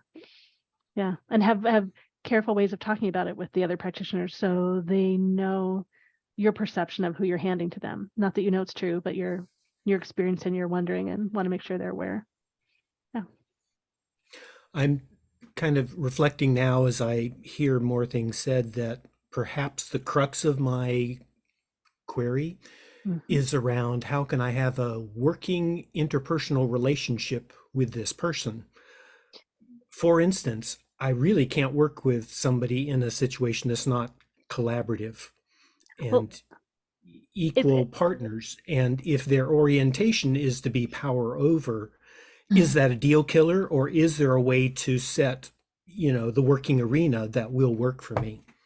yeah, and it's great having Angela here, right? Because I know I get to learn from some of Angela's answers around this, and I want all of us to be able to say, but Angela very much has had more of the approach of learn to work with them, have healthy boundaries, and there are tons of ways to work with them. And I have generally fallen into the camp of a lot of other practitioners of there's lots of people, abundance of people. I choose not to work with them. So I choose not to. And I mean, to me, there's just so much risk. I aim not to. And certainly I do in ways that I don't recognize that's what's going on. I interact with people where I don't realize that's part of what's happening. So my approach is, not to. Well, yeah. So let's see. And Iridescent has her hand up. So I just wanted to, sorry, Eva, I know it's just to hold things. Oh. But yeah. So go ahead, Iridescent, and then go ahead, Eva. Hey, Daniel. So what came through for me and kind of what I do in my own practice, because I've and have encountered a couple of narcissists, and I would say for me, the first thing is identifying where is my limit to working with these people. So that might take some trial and error. So when I didn't know one of my clients was a narcissist until after a few sessions, and when I started kind of picking up on it, I first identified, well, how much can I handle in terms of his reactions to when I try to open communication? Because when I opened communication using I statements and things like that, it triggered this client and they started attacking and projecting. And so it got to a point where I communicated where I was coming from a few times and used as much of open language as I could. And if they weren't like seeing me as the villain, they were seeing me as their hero. And it just got to a point where I recognized like they can't even, their narcissism, like narcissistic attachment was getting in the way of even like being present in the work. So I think for me, like it was a mutual combination of, okay, with this particular person, not only is my level of boundaries now reaching its limit, also they're at a place where I'm not the best fit for them. And I think it can be a spectrum in itself since narcissism manifests differently for other people. So that might be where it's like, that's why I feel like it's good to just kind of know where you stand. Like, what are the attributes of narcissism that you think you can work with? And what are the things that you're going to need to set hard boundaries for, and practice speaking up when you're noticing that that person is, trying to cross those boundaries, and not feeling bad if you're not the right person for that particular narcissist. And hopefully you'll have other people to recommend them to. And it's also okay if you don't. You can just say, listen, this is what I told to the client that I had to stop working with. I said, you've made a lot of tremendous work in the time that we've worked together, and I'm proud of you, and keep on that journey. I feel as though I've contributed all I can to your growth at this time. I feel like our time has come to a close. And I trust, since, this person did have multiple connections, and I knew that they would be okay. So I hope that's helpful. I think it really comes down to what you can manage as a practitioner and what's going to keep you safe. Great. And Eva.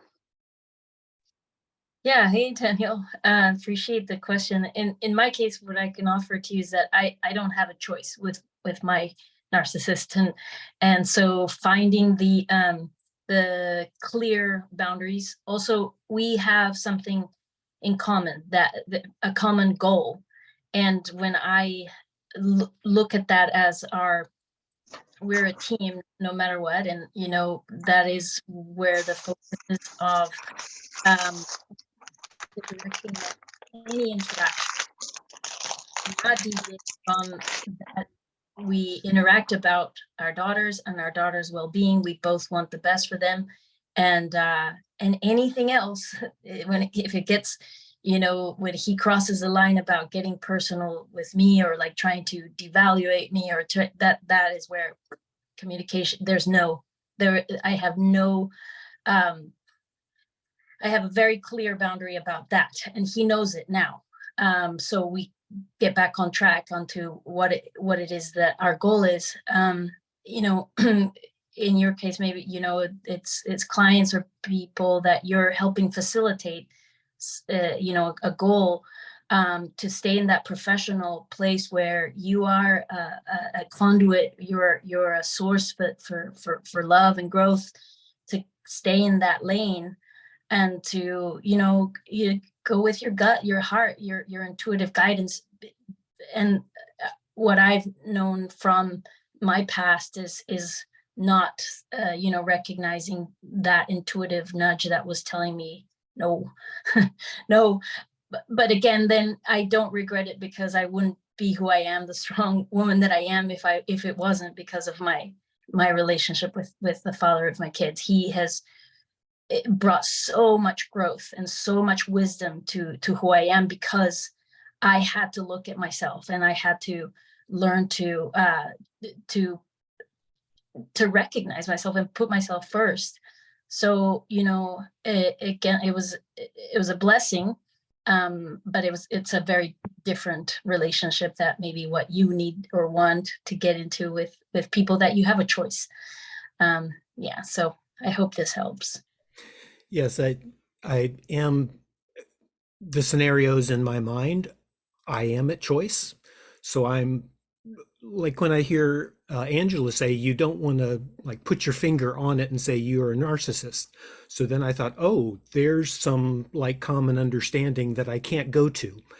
How do I just not say no at that point? Is there still room for me to serve? Because that's my mission on the earth. But So are you wanting to be of service to them? Are you wanting to collaborate with them in a project? Like, what is the context? Is it specifically when it's a client, or is it a colleague? No, this is the scenario that I'm looking for here is not personal life, is a wellness therapist, let's say, with bodywork training, licensure. So it's for their well-being, but it's a collaborative. I'm not the expert.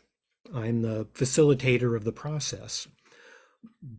But I'm pretty upfront that the working relationship is collaborative in all of this. And so but then when Angela says, and other people agree, that it's not a good thing to say, okay, you know, be upfront about narcissism per se. That's almost like you just don't go there. Then I think, oh, then I have to sort of work around the elephant in the room. But I still want to have some way to set realistic, usable boundaries of behavior and conduct so it can be a fruitful exploration. You know, I'm okay saying at the start, no, I really feel like we can't work together. I've done that before. And it would be based around the communication. When they walked in the office, I could just tell that we didn't have a common understanding. So I knew to say no at that point in a kind way and with supportive examples. So I'm not against doing that, but as I now am focusing on the world, the dimension of reality of narcissism, it's really fruitful to me, because I feel like I'm going to be getting more and more people where I need to be clear and cognizant about that. So I'm thinking, I don't want to be overprotective of myself. You know, I don't want to avoid being a therapeutic service just because I don't know how to set some usable boundaries in a way that works for them.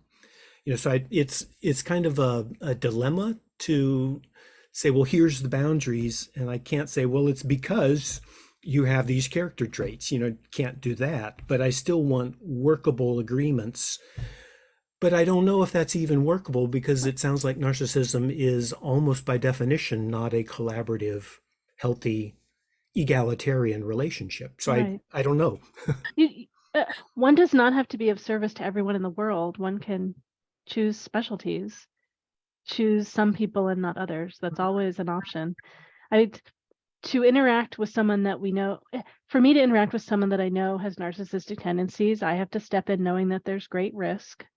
I have to know that even though it's going well for a while, at any point, through something I'm involved in or something that I'm not directly involved in, the person could get triggered in a way that it comes to be hurtful to me. I have to go in knowing that. I have to be willing to take that risk. And sometimes it can get really, really messy, and a lot of pain and consequences. So I have to be willing to do that, to step in. So I have to choose what amount of risk I'm willing to open myself to. And Yeah. she is correct in that standpoint, because it really is a choice. And a lot of times I focus on why they're there. Like, why are you here? Is it because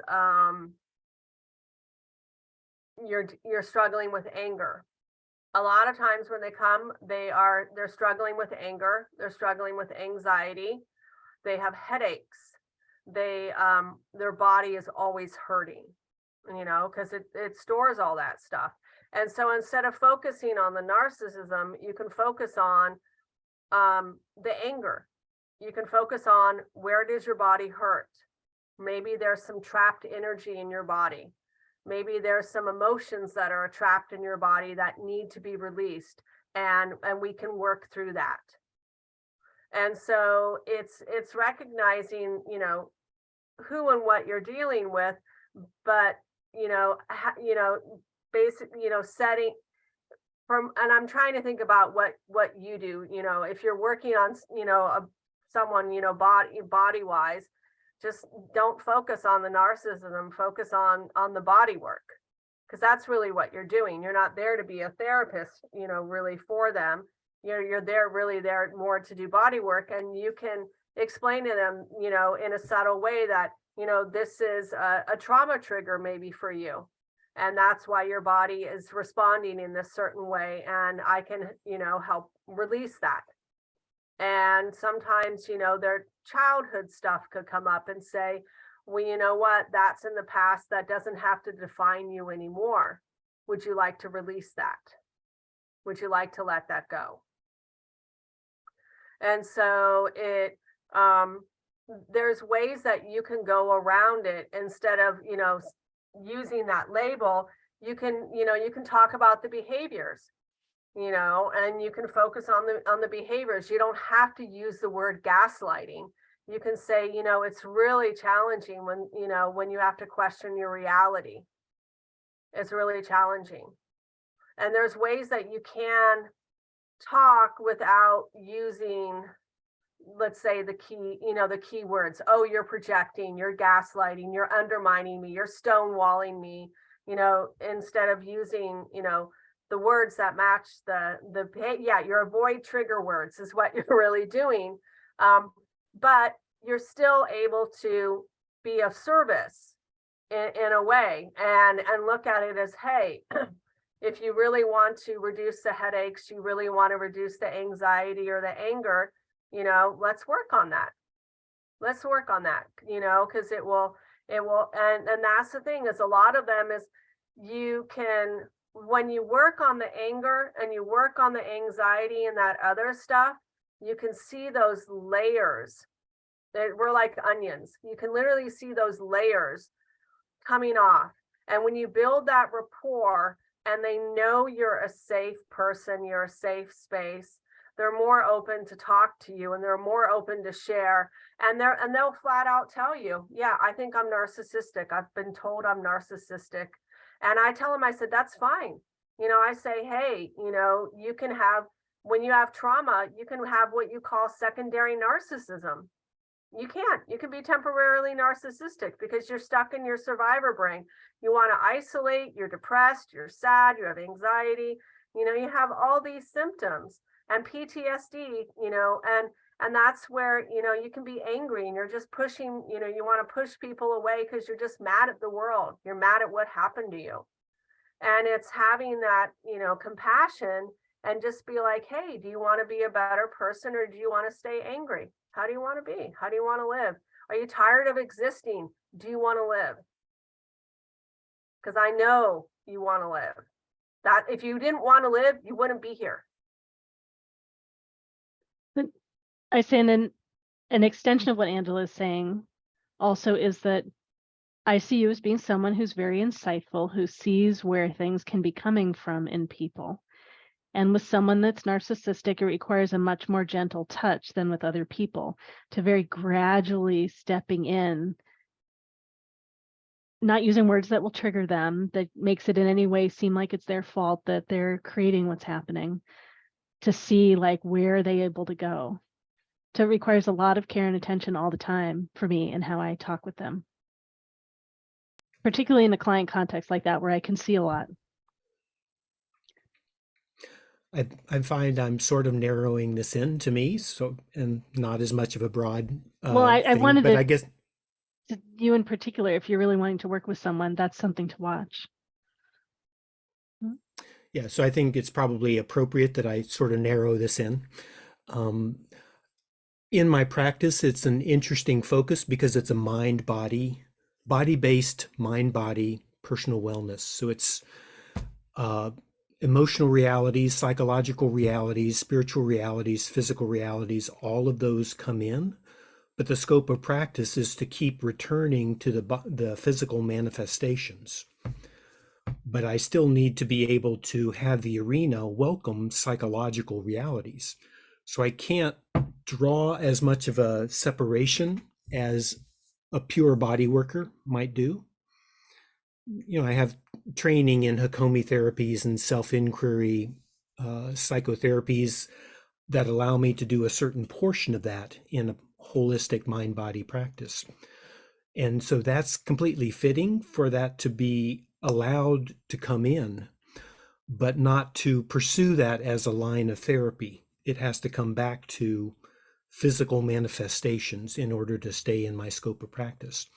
So I kind of don't have the luxury to segment things out that way because of the integrative nature of what of my professional focus. I don't know if that makes sense. But chances are saying? you ask questions, so it's particular care with the very subtle details of how you ask questions.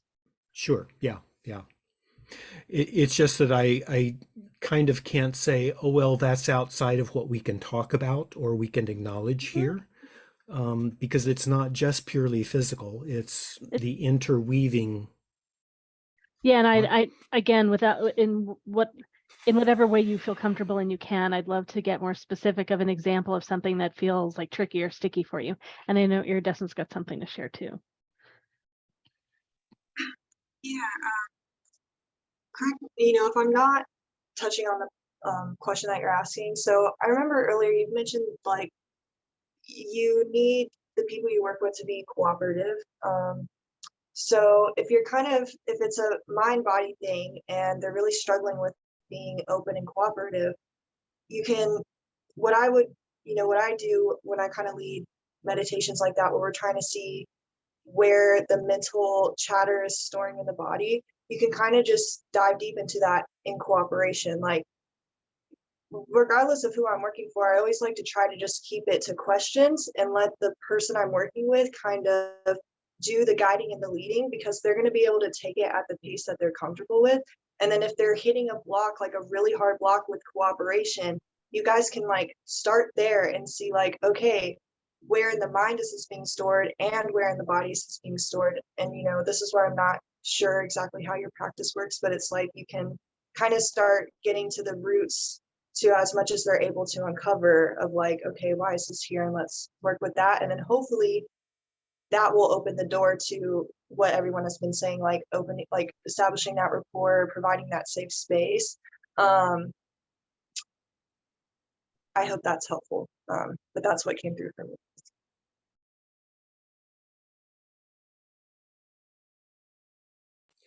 Yeah, I think for me, the conundrum is I take it so much for granted that there's a give and take, you might say, in healthy relationships, that there's a sense of equal value of all participants. And it sounds like narcissism really is dependent on a dynamic of one is power over the other in some fashion. So there's a certain point at which I think, well, that's just too much to attempt. That's too fundamental a difference to try to What? I just say, I agree with you. These things are true. The power over sort of thing. The way I think about it that has me be more compassionate about it and the way I engage it is I think of the person as having such wounding, huge vat of big wounding that is sealed away because it's so hard to be with. It feels like it will kill the person if they tap it. And so nothing can get into it. And life or death, they are protective of it. And so anything that would be them taking responsibility for something is the kind of thing that would tap it. And so I'm just aware that they have like this bomb that's about to explode inside them. Right? Yeah. Not only that it would affect me that way, but it affects them that way. So it requires Right. that kind of care. So it's not that they necessarily are intending to be over me. It's just that's the way they protect themselves. That's how they make it to be here. Yeah, and that's for me to discern inside if I feel like there's too strong of a psychological situation with them. That's outside of my scope of practice, and that would be a refer out situation for me as I see it. How do you work with a client that doesn't want to grow? Just it's not they're not narcissistic. They just don't want to grow. It's really the same kind of thing, except that you can push harder with someone that doesn't want to grow. It just doesn't work. Yeah.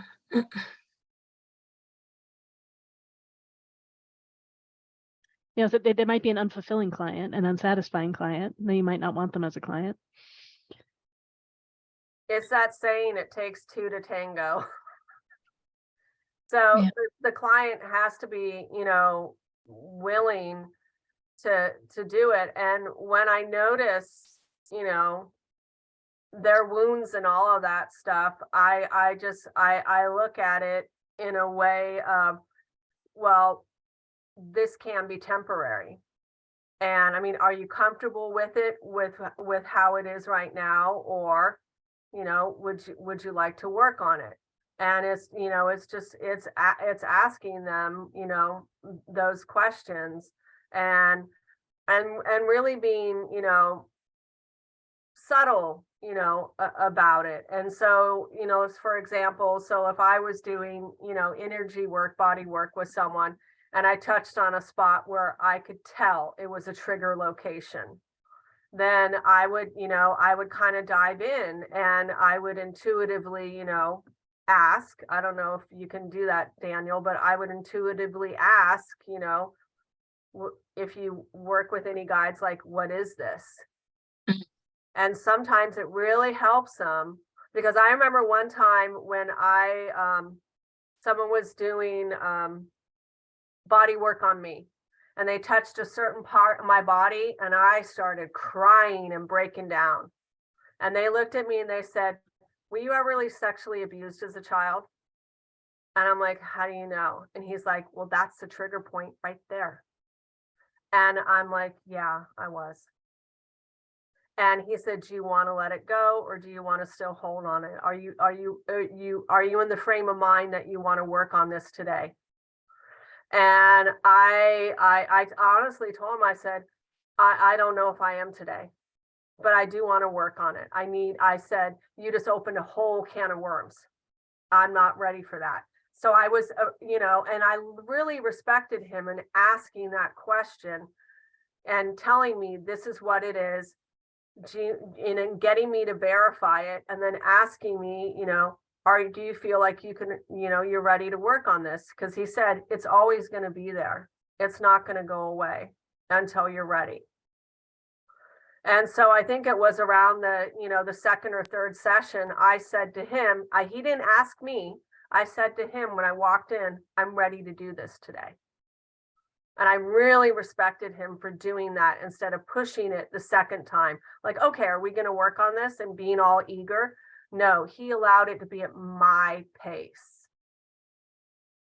And so, that's just, maybe something you can try, because they have so many wounds, just like all of us. All of us have,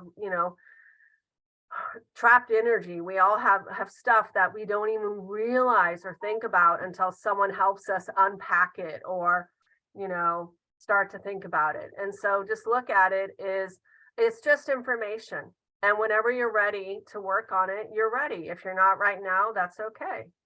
Mhm. And not to go on forever on this, I don't know if there's a time limit, but this has been in depth. I could imagine a scenario of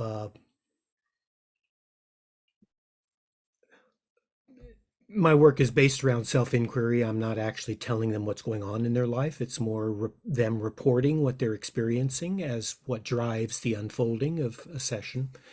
And so I could imagine if part of their strategy in life is to gaslight, we don't have the same rules of the road, you might say. I depend on their accurate reporting. Even if they withhold, they're not saying something is different than what's real. But if their operating strategy includes gaslighting as a navigational tool of choice, then we're really not meeting in a place that works. And so I'm thinking, just to pick one possible example here of an agreement before starting work, is that we each accurately report what we're experiencing. And does that become then a trigger request to say, we both need to accurately report what our experience is? You know, that would be just one kind of a working scenario where I could see it could become unusually difficult to have an agreement. Or are you asking for like a screening tool? How can you see if this is likely to happen, or how people can have a way that they decide that you're not the right person for them? I would say that in screening for me, I pretty quickly get a sense of ramifications of trying to work together. So because my clients are at choice, we're both at choice. I'm not kind of brought together by contracts or things like that.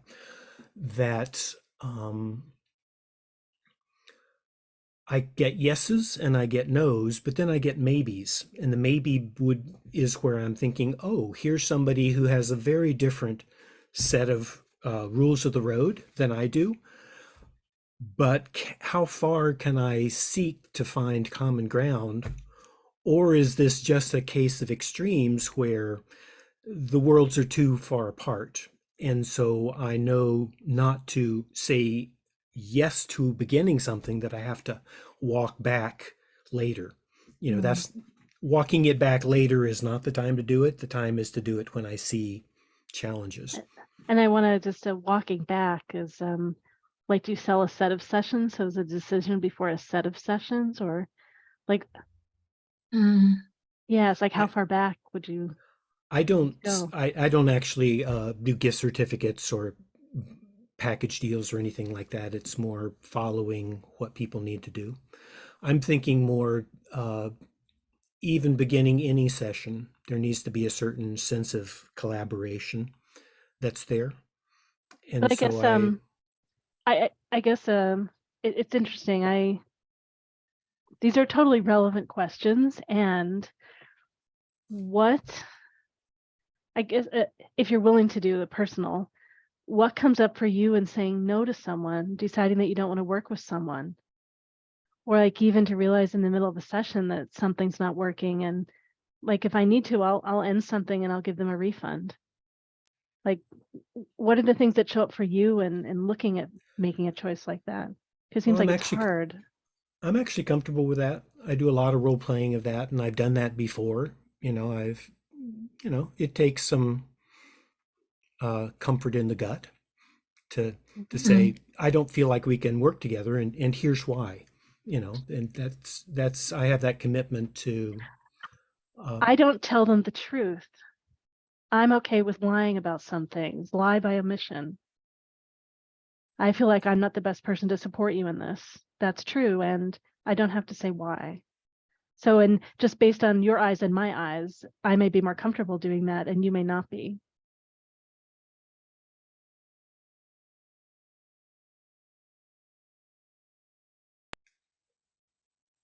Okay, is that a question? I offered that or as like a, I'm sorry, what did you say?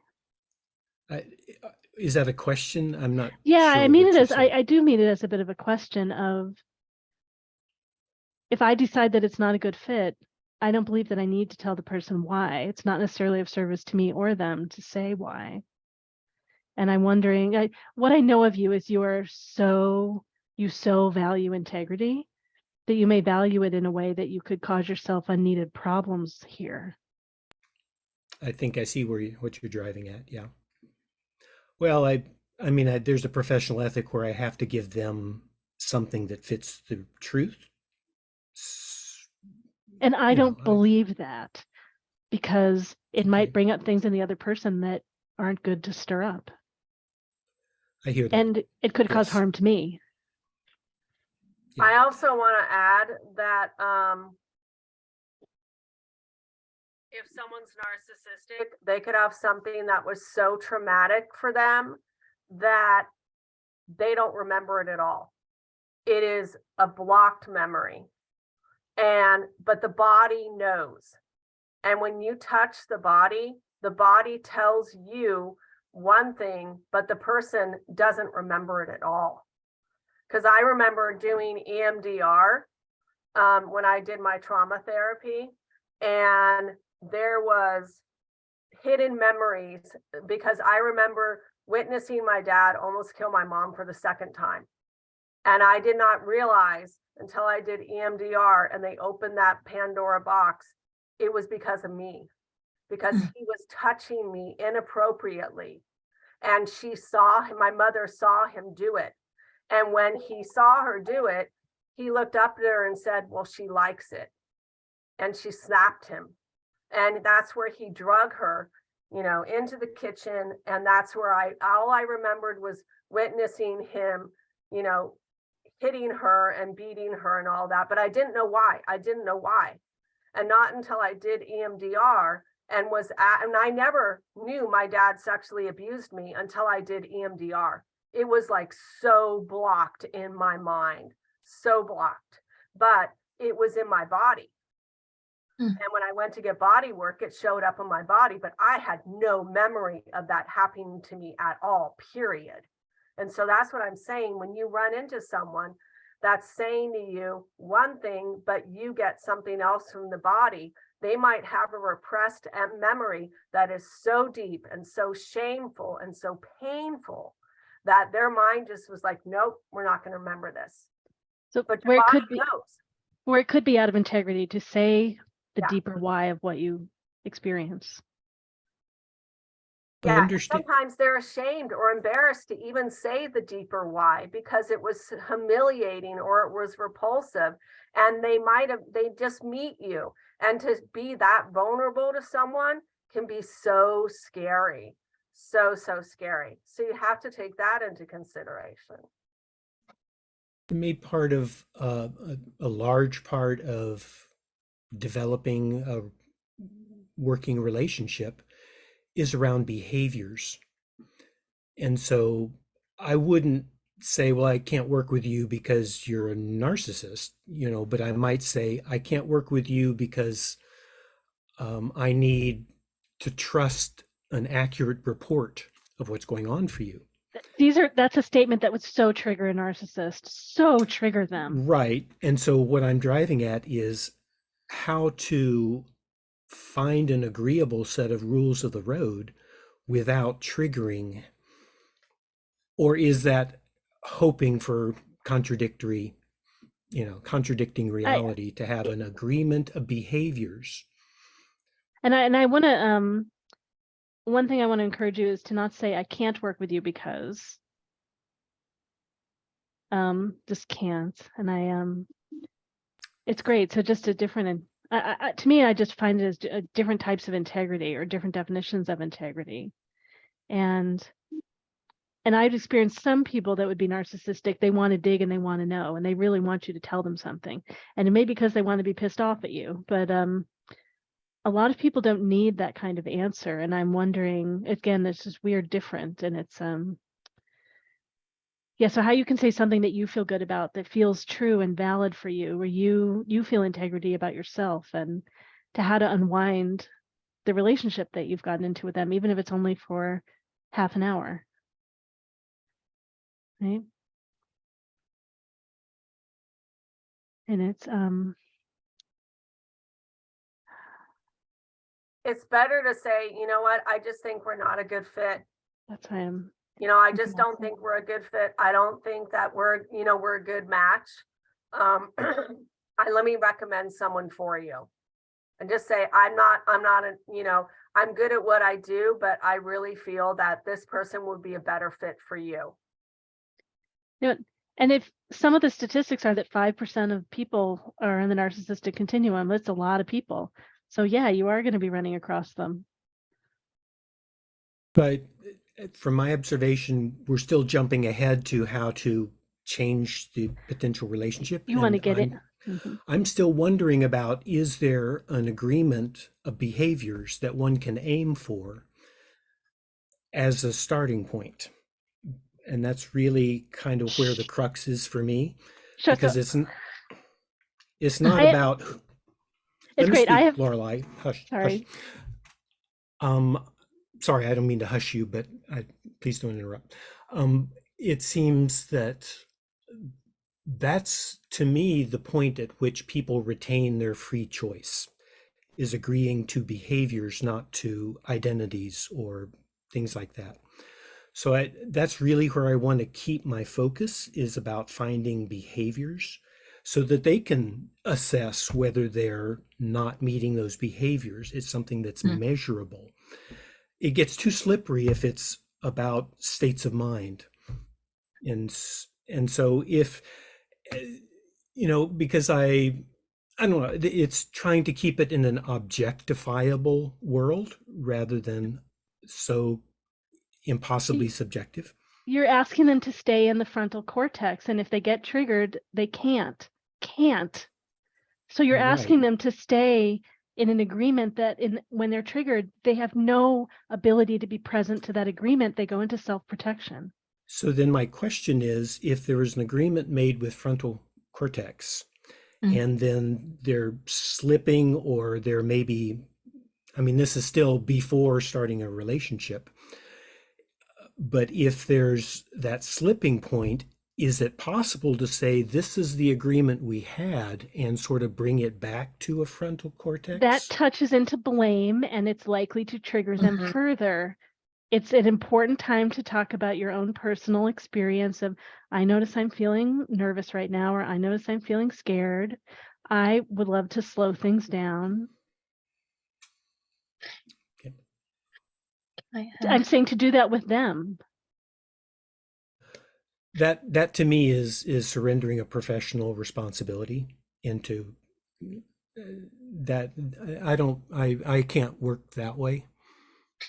That doesn't really make sense to me in my therapeutic context, to make it about me, Oh, so I teach authenticity, and I teach speaking this way with people too. So yeah, so I need to draw a boundary around that. Is that turns us into outside the professional context. Okay. And I know Eva's got to say stuff. So I imagine that you're talking about holding a professional context of you holding the larger container. And I don't know that I can hold the container that really holds all of their narcissism. So I use a different model, maybe, for what it was there. Go ahead, Eva's got something. Go ahead.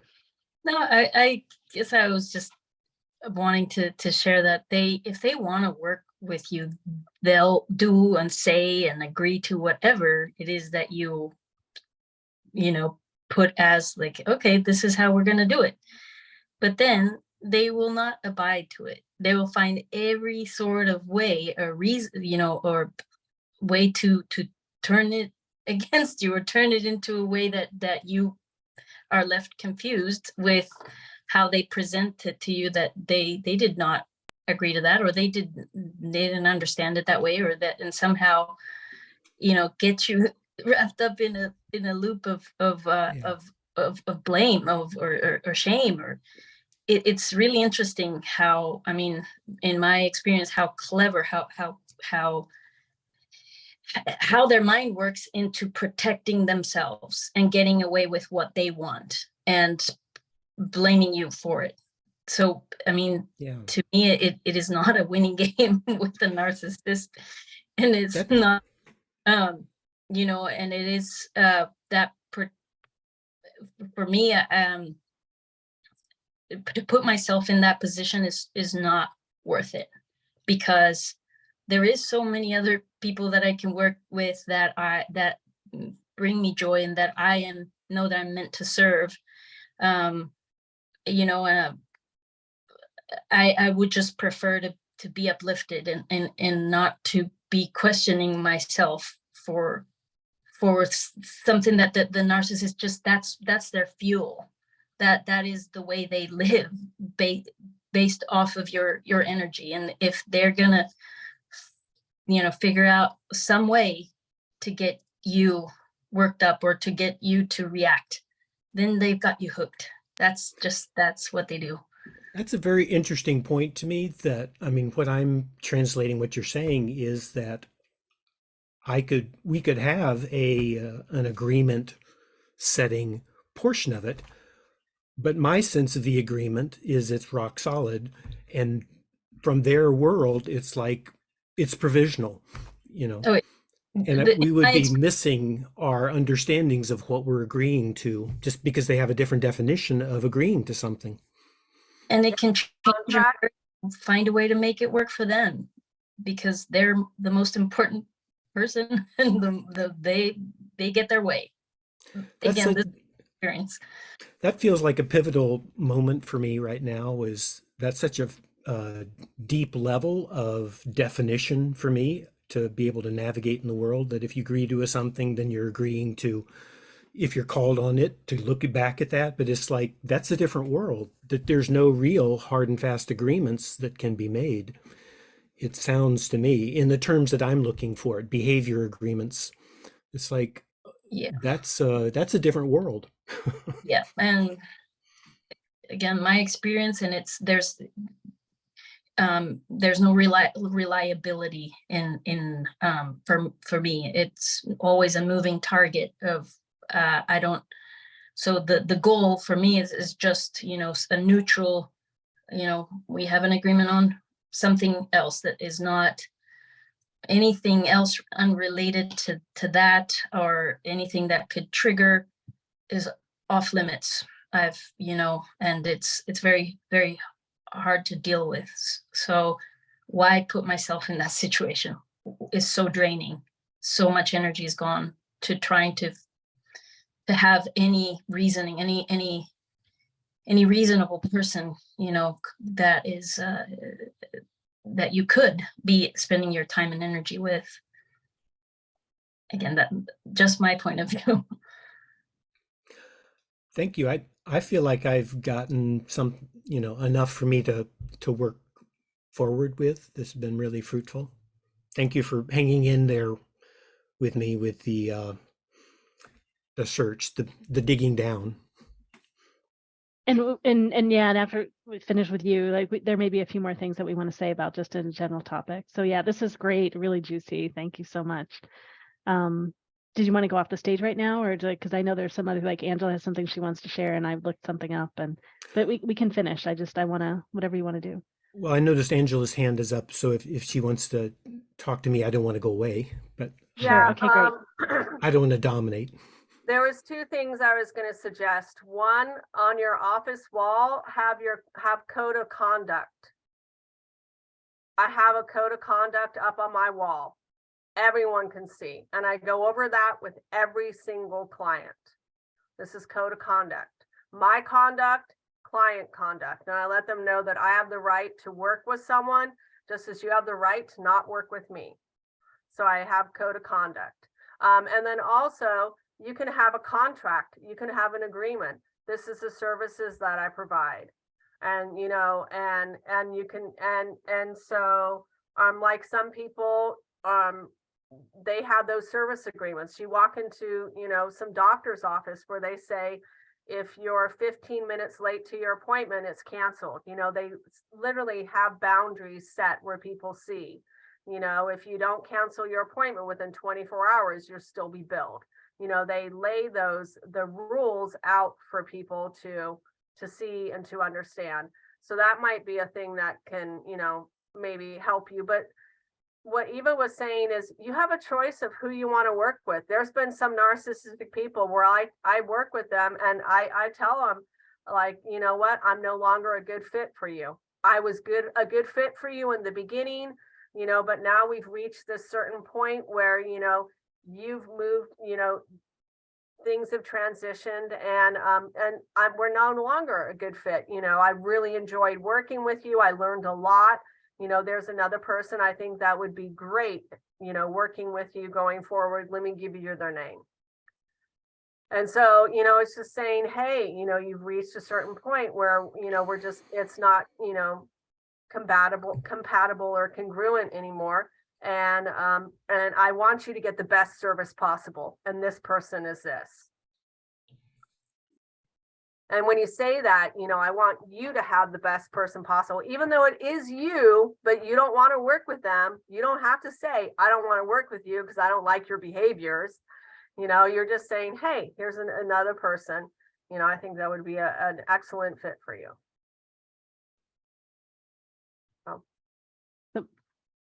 I took lots of courses from Katie Hendricks. It's a big part of my body psychology training. And Katie and Gay they each had a lot of wounding as children. And the topics that we're talking about tonight are, I think, present in general with them. Like it's complex and rich. One of the things that Katie did a lot of teaching, she still does. And one of the things she does is she has people sign things before they take a seminar or during the first hour or the first part of a seminar. So one of the assignments in the couples course is that there's a Friday evening and then Friday night, they're supposed to read sections to each other and they have to sign something to bring in the next day. And so part of that process, I found like a simple thing I could read. So this is an example of something to go over with clients in the beginning, because it's the kind of thing that might trigger them. And if they're unable to step into it, then you wouldn't work with them. And this is from one of their books, The Conscious Heart. So 7 Soul Choices That Create Your Relationship Destiny from 97. And they're pretty short and I think they get a lot of it across. So the unconscious commitment, which blocks the path. I commit to ignoring and defending against the learning opportunities offered to me in every moment in my relationships. I avoid every opportunity to discover who I really am, who others really are, and the true nature of the universe. I commit to avoiding intimacy and bring this commitment to life by being right, justifying my positions, and repeating my conditioned patterns. Another option, you know, and as I read it, I can see moments when I've been caught and all those kinds of things. And then the master commitment, which turns relationship into a spiritual path.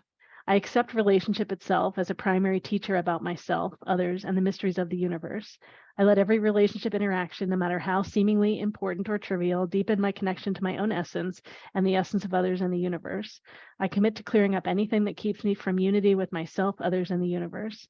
I make a commitment to intimacy that is bigger than my commitment to being right, justifying my positions, and repeating my conditioned patterns.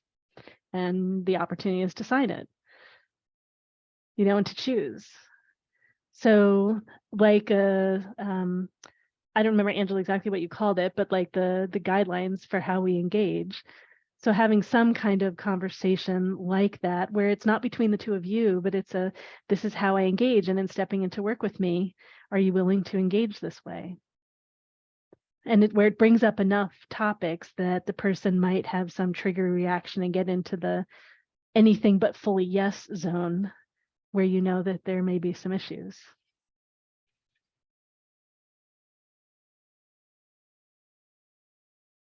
Yeah.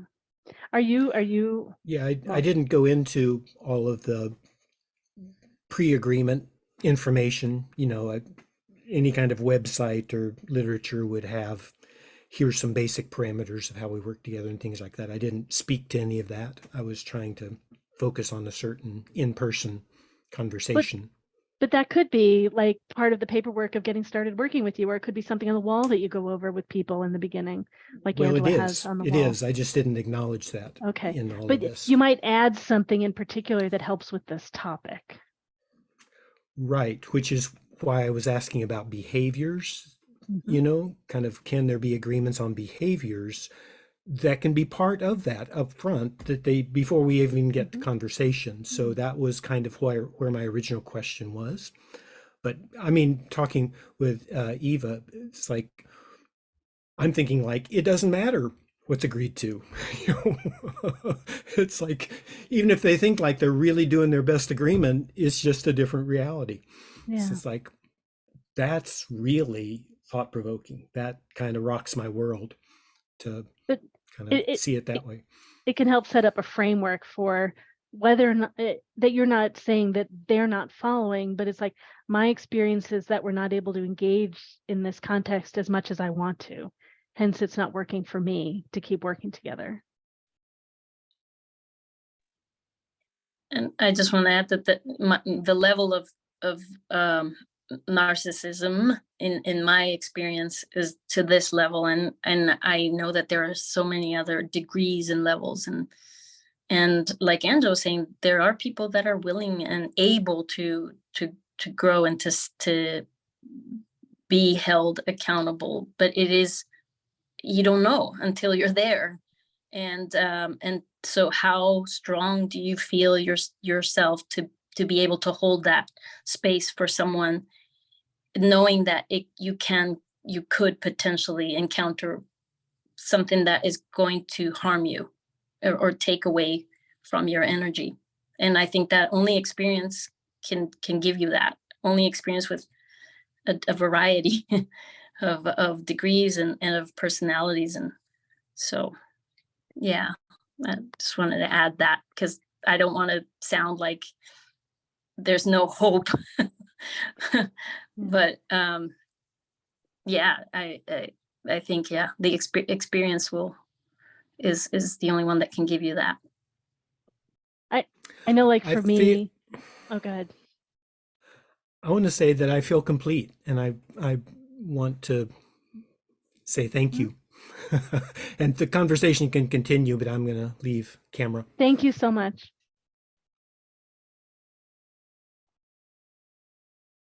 Angela, would you mind going over again the three things?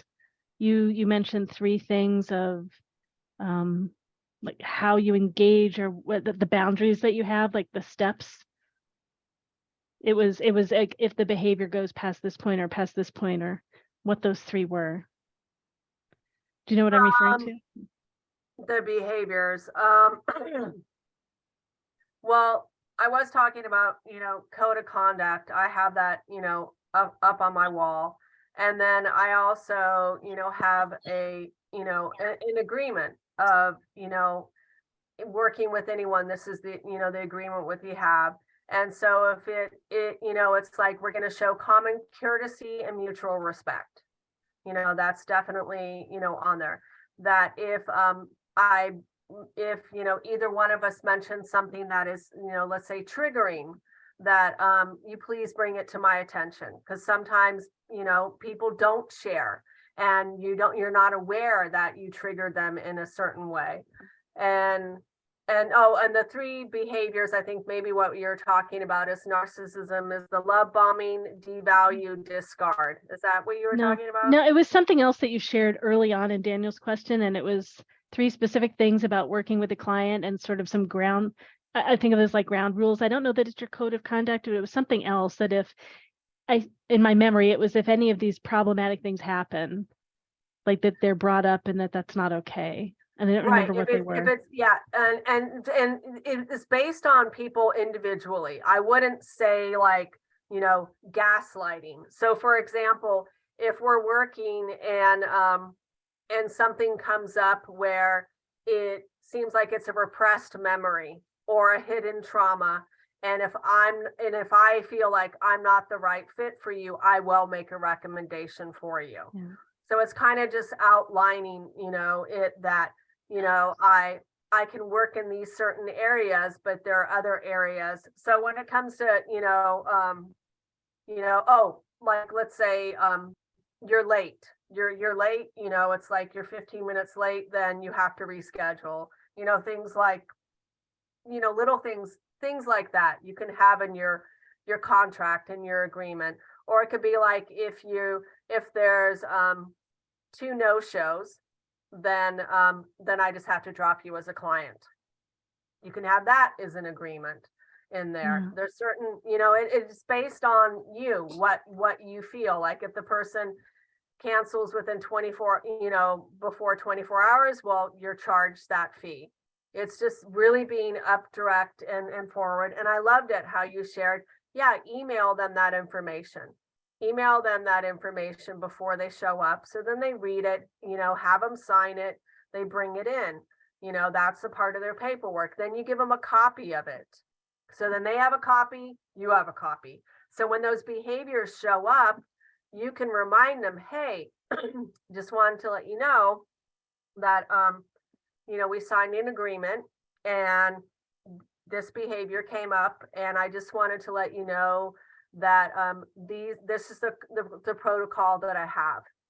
And say that, and basically you can flat out say, I have to have this protocol for my certification or my license, whatever it is you're working under. Like for me being a hypnotherapist, I have to follow a code of conduct, literally.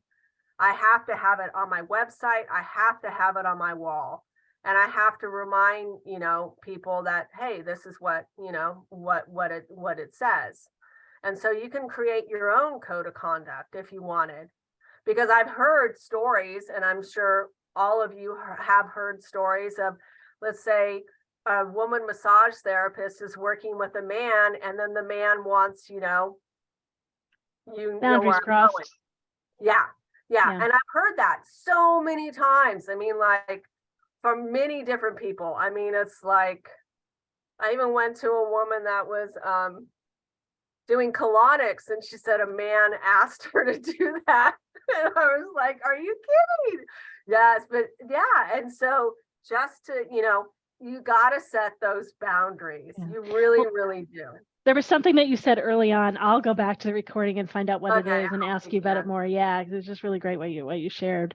And I want to say, even the way you just described right now, if you had the agreement, you had them sign it, and the way you would bring it up is, I don't know, but it's like, I have this agreement, like this, you didn't even say this we, but you said just, I have this agreement, you said it very objectively, not person oriented, Yeah. not about them, not personal, about or you. It's part of my certification. It's part of Well, my agreement. I could so literally lose my practice but if I do it's not follow these guidelines. right, but it's to have it be objective so that they're Yes, less and be likely to objective feel and just accused say, or yeah, and just be, I'd Mhm. really like to continue working with you as a client, but both of us have to abide by, this agreement and these rules and these protocols. And I just want to let you know that, boundaries were pushed, and yeah.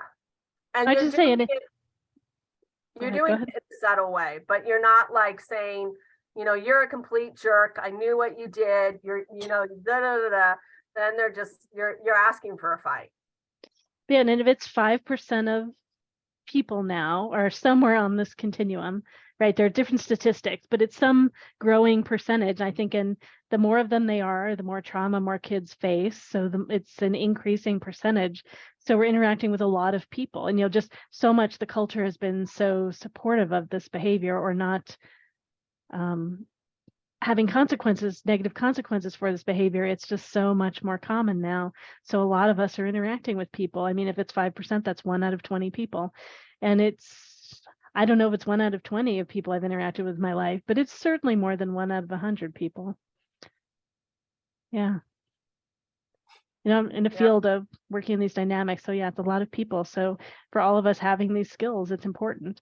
And then I guess if we go back to dating, and we talk about the people that are not in relationship because they've had problems, maybe a higher percentage of people dating maybe are even on the continuum than the average in the population. A lot of people are dating, so maybe it's not that much higher, but yeah. Oh goodness. Well, we're actually reaching the end of our time, so I don't think we have anyone else in line with any other questions. I will double check. No one's mentioned anything in the chat, but yeah. So anything else we all want to say just on this topic in general? I mean, so on narcissism and interacting with narcissists and people on the narcissistic continuum, and particularly the theme today is how to know if you're dating a narcissist. So a big thing is ask them learning questions. Ask them questions about what they've learned. Watch and listen if they take responsibility with other people. See if they ever genuinely apologize to anyone. How they treat the wait staff. Ooh, big one. Yeah, Yeah. that's a big one. When you go out to a restaurant, and here's the thing too, is if if it's a really cute woman, are they flirting with the woman? Well, hey, you don't want to be with a guy or, or a person that's Or woman. with the wait staff, or they're insulting the food and they're being disrespectful, or they leave a really lousy tip. All those things. It's like you got to take into consideration, and you got to ask questions.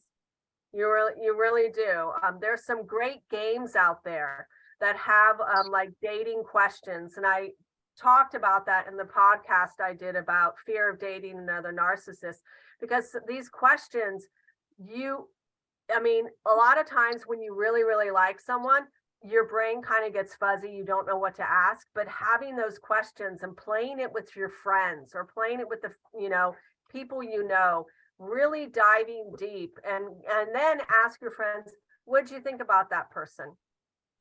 Get their opinion, because a lot of times when you're love bombed, you're like, oh, they're so great. You can't see what they see. You can't. Right. Yeah. Have your best friend there. Play a game. They're worth it. There's lots of them out there that you can get nowadays. And another pattern to watch out for, when you're out in public with your narcissist, my narcissist loved to treat strangers like they were the kings of the world, the queens of the world, and would do everything in their power to humiliate me, belittle me, make me very small in front of these people. So that's also a dynamic where everyone else is just like the Michelin star meal and you are like the leftover rotting scraps. Like, no. Wow.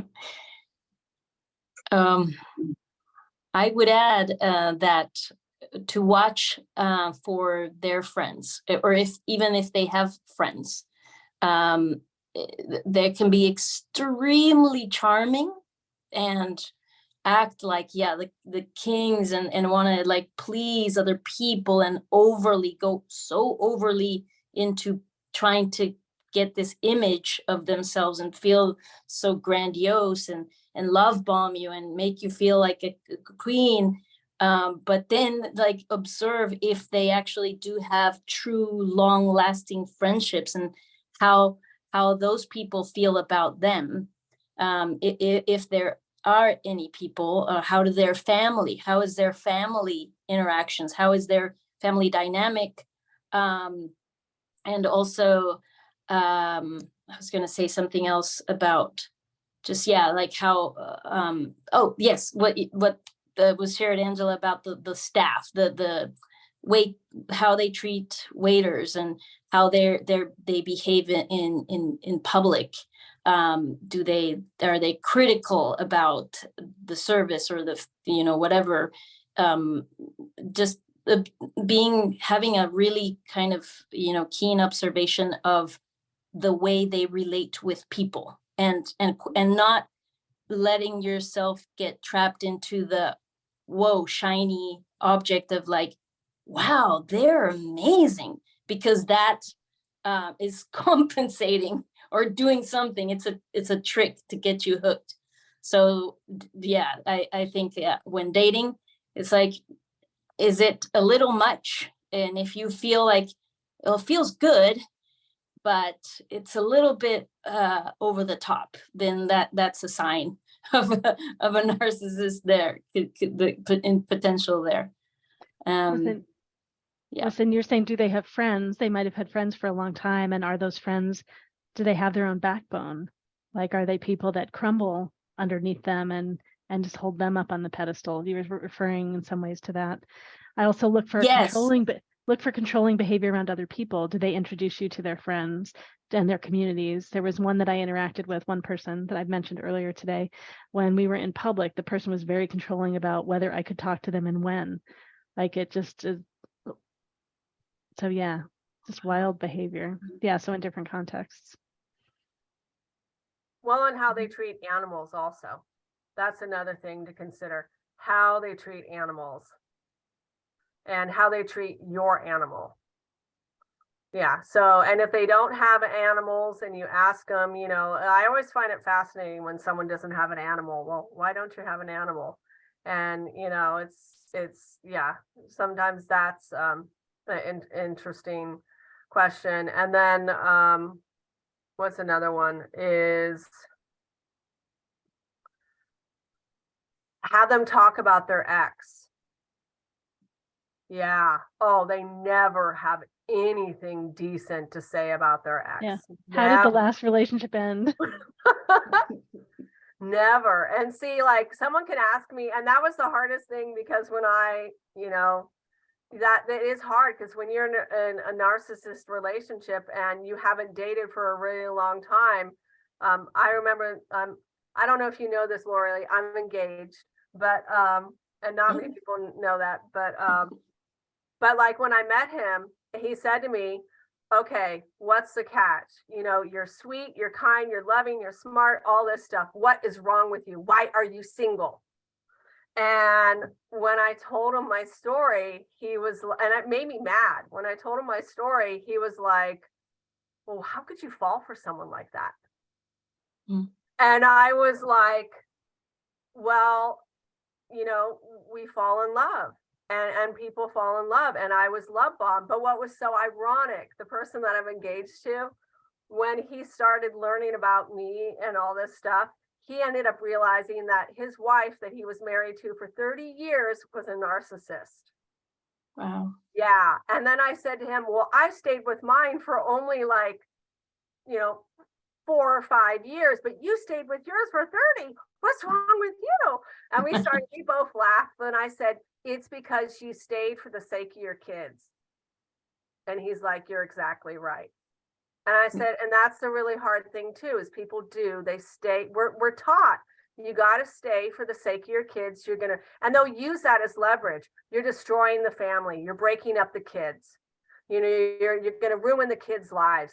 They'll use all those excuses. And, and it's hard because our family members will say the same thing. Your mom, your dad will be the same thing. You're ruining the kids' lives, or his. And it's challenging. But then too, don't jump into bed right away. Seriously, I got to tell you, because when I've met people that are narcissistic, their end game is to get you in bed. Mm. And that's the easiest way, because we're wired for pleasure. So if they give you, really good pleasure, you're going to want to see them again. I mean, if they sucked in bed, you wouldn't see them again. I mean, let's just be honest there. So a lot of narcissists are really good, in the bedroom, and that's really hard too. So I tell people, no, go on a few dates. If they keep trying to push you into the bedroom, that's a big red flag. Big red flag. Well, And it's hard.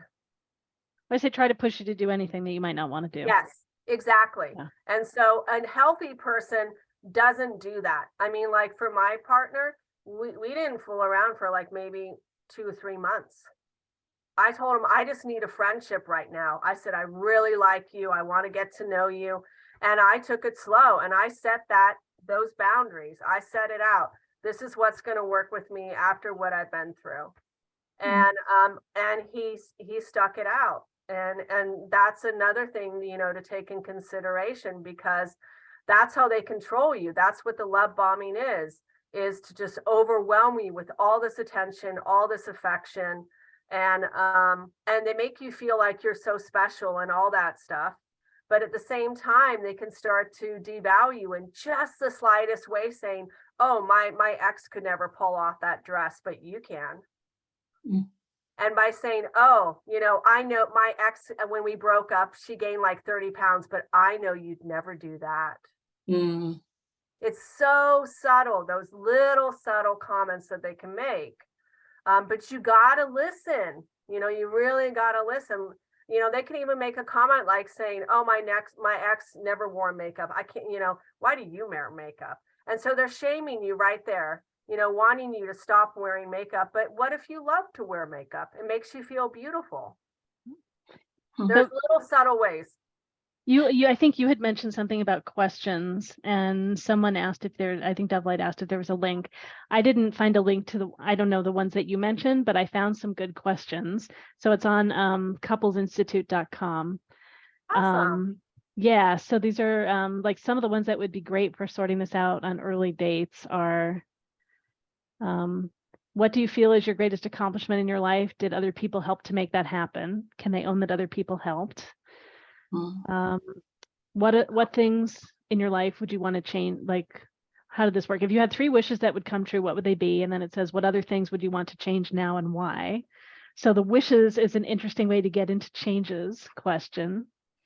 What major regret do you have so far in your life? Is it too late to change it? So all these ownership questions. Is there a belief or attitude that seems to interfere with creating or pursuing a big dream? In what situations do you feel most afraid or insecure? So narcissists will not be able to answer these questions. Yeah. I What thought do of you a few. Go ahead. Sorry. No, those are great questions. I say, what do you most wish you'd learned from your mother, father? There's a little bit of a blame in there, but there's also the ownership of didn't know it. What questions about money or future spending do you find hard to ask? Who are you most envious of? Yeah, just so for example. I thought of a few other things to watch out for. They're usually very successful at what they do, and could be really financially stable. That could be for, some women attractive, and they, wanting to show you that they can take care of you and they can give you all this security, sense of security, but that could also be a trap for, hooking you into depending on them, because they want you to depend on them. They want you to feel like they're, that you can rely on them, but it is really just kind of walking into into a trap. And then being inside of, a relationship that, is hard to get out of, because then there is that codependency that can emerge. And also to watch out for addiction. I think that it's very common to have that, alcoholism or any other forms of it, like gambling, ways of escaping, of trying to calm that constant, that chronic, that stress that they are always feeling. And then the last thing, this related to money, of how they can be very successful and then wanting, you to depend on them. So just things that I thought about to also in watching out. And I saying they may be really successful, and either way, if they are or aren't, they want to appear as if they're successful more often. Oh yeah, and put a facade in society, and because they need to feel important, they need to feel or to elevate themselves to, like, they have a status and that people like them. They want to be liked. They want people to revere to them. So yeah. It's great. Just another great comment in the chat too. We've been using the he pronoun a lot, like most of us, like we're women, non-binary people on the panel. And so I recently, last few years, interacted with a narcissist that was a leader in a spiritual community I was part of, where it felt much more like we were peers. And part of what happened is this person had interactions with some of the, I'll call more like the leadership team of people. They were very controlling of who was on the core leadership team. And then they had interactions with people outside of the community that they created ways to make it like you weren't following the guidelines of the community if you brought it in and told other people. So they had ways of keeping things separate. So the dynamic of like the center of the wheel and all the spokes is one of the strategies that this female non-binary person, so she, her, they, them were their pronouns, strategies that they used. We hadn't talked about that strategy so much with them while we've been here. So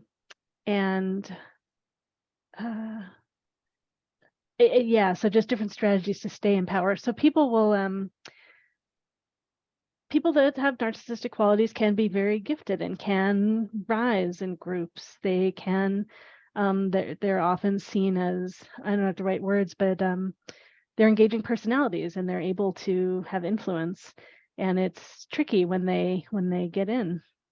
Another case, I was part of a be careful. I was part of a group of just a few people that started a business together, and I'm not sure what I did that was messy. I'm a verbal processor and I wrote a lot in texts, and I need to go back over my text. This was years ago. I was just thinking about it earlier today. And so I'm not sure quite what I said that might have been triggering, but the energy that came back at me with one person that was a female, I just got very clear that I was like, I was out, and somehow the other people just went along with that. I never had an opportunity to have any conversation about what happened. Like, I was out and they all voted me out. So, and these dynamics happen all the time. What I notice with women that are narcissistic is they are very dismissive of people, very judgmental. They gossip, they will smear you, they are petty. They are overly sexualized. Some literally are, they use their body to, as a weapon to, catch a man. I mean, literally. And they can come off seeming rather immature at first, you know, like trying to just, be, like you say, how the men are very charismatic and all the stuff. Well, the women can be that way too, but in a different area. And, you know, you can see two sides of them. They act one way in public, but they act another way behind closed doors. So like they could say, you know, Laureli, you're the greatest and all this and that, but behind closed doors, she will totally smear you and make you just, yeah, they're vicious. They're really, they're mean. And the percentage is only 25% women, but it's 75% men. And so that's, you know, it is harder, but that's the thing is the women is, they're fake. That's the best way for me to decipher a woman narcissist is they are very fake. They are very plastic. They are very superficial, and they're just not nice. I mean, I hate to say it. I can't say there's, yeah. I want to say that, yeah. and I hang out in a bunch of spiritual communities where they exist in those. I'm thinking of these two people in particular, and they fit it in a whole bunch of, so this is like spiritual bypassing is what I'm speaking more of. It's where people aim to be or be seen as spiritual in a way that they haven't actually integrated. And so the narcissism can be part of how they haven't integrated it. And so they can play this game and appear this way until they get triggered, and then it's not. And yeah, they're really good at facades. Yeah. And definitely different one-on-one than in front of other people. Yes. I think that's true of all of them. And these things may men show up aren't more. that way. Men aren't like, oh, I'm going to go gossip with my dude friend about this. You know, they're not like that. Men, their behaviors are different. And the hard thing that I've heard from a lot of men is the women will put out, and then to control them, they will cut it off. It's like, you get no more, I'm going to say this, and, you know, until you do what I say. So they literally hold them hostage, you know, which is, you know, it's not nice. You're describing Angela, my ex's girlfriend is exactly like they attracted each other, and it's to the T.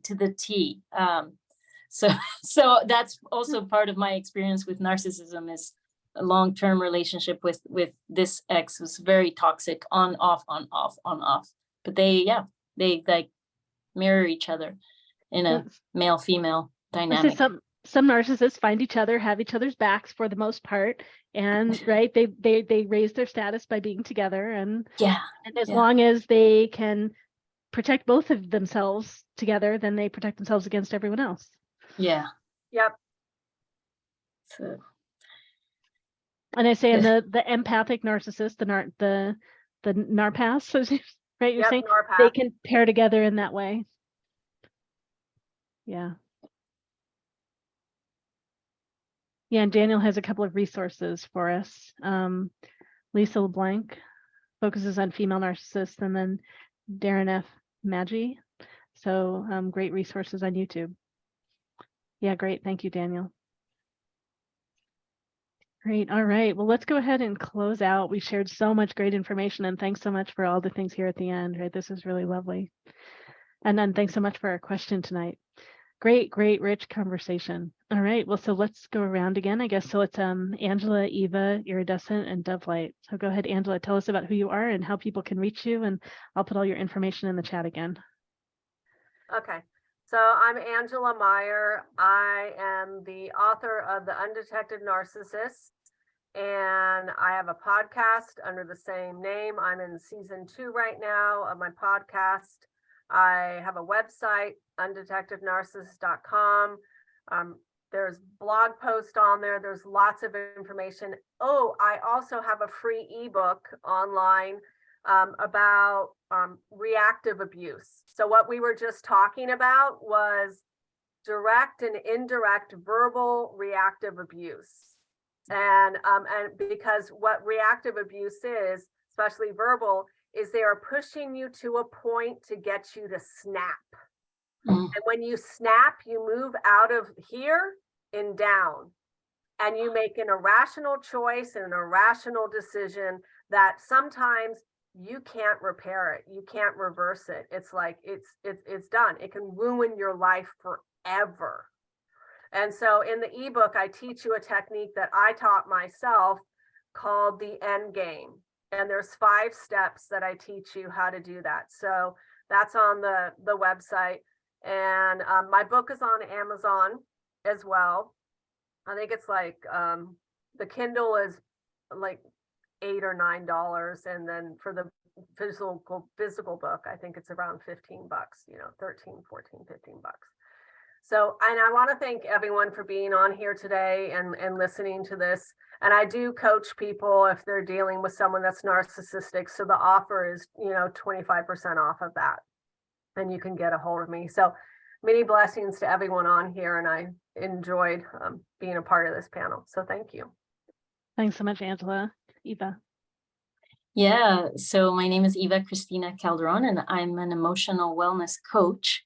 And the modalities that I use are mainly heart math. It is a system of tools that help us connect with our heart and use our heart as a portal to our intuitive guidance, as to come back to the fullness of who we are, and help with reducing stress, and to help us not get triggered and not get into that limbic brain where we are acting, not to our best. So I train people to know how to carry themselves into their highest potential, and use the heart as that portal.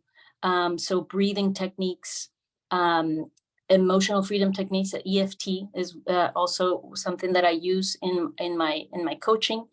I have many offers. I teach classes once monthly. I have a theme for every month. The next one coming up is aging gracefully through self-love. And that's one of the things that I didn't want to age prematurely with so much stress with dealing with a narcissist. And so that is, you can go to my website, Core Ignited Soul, to those are $44 for these classes. And I also have their courses on my website. And then the one-on-one coaching that is available. You could be small, just a single off session, or people stay with me for year long. And I like to work with people that I can relate to, that have been through or going through something like I was, and are still ongoing. So yeah, I think that's about it.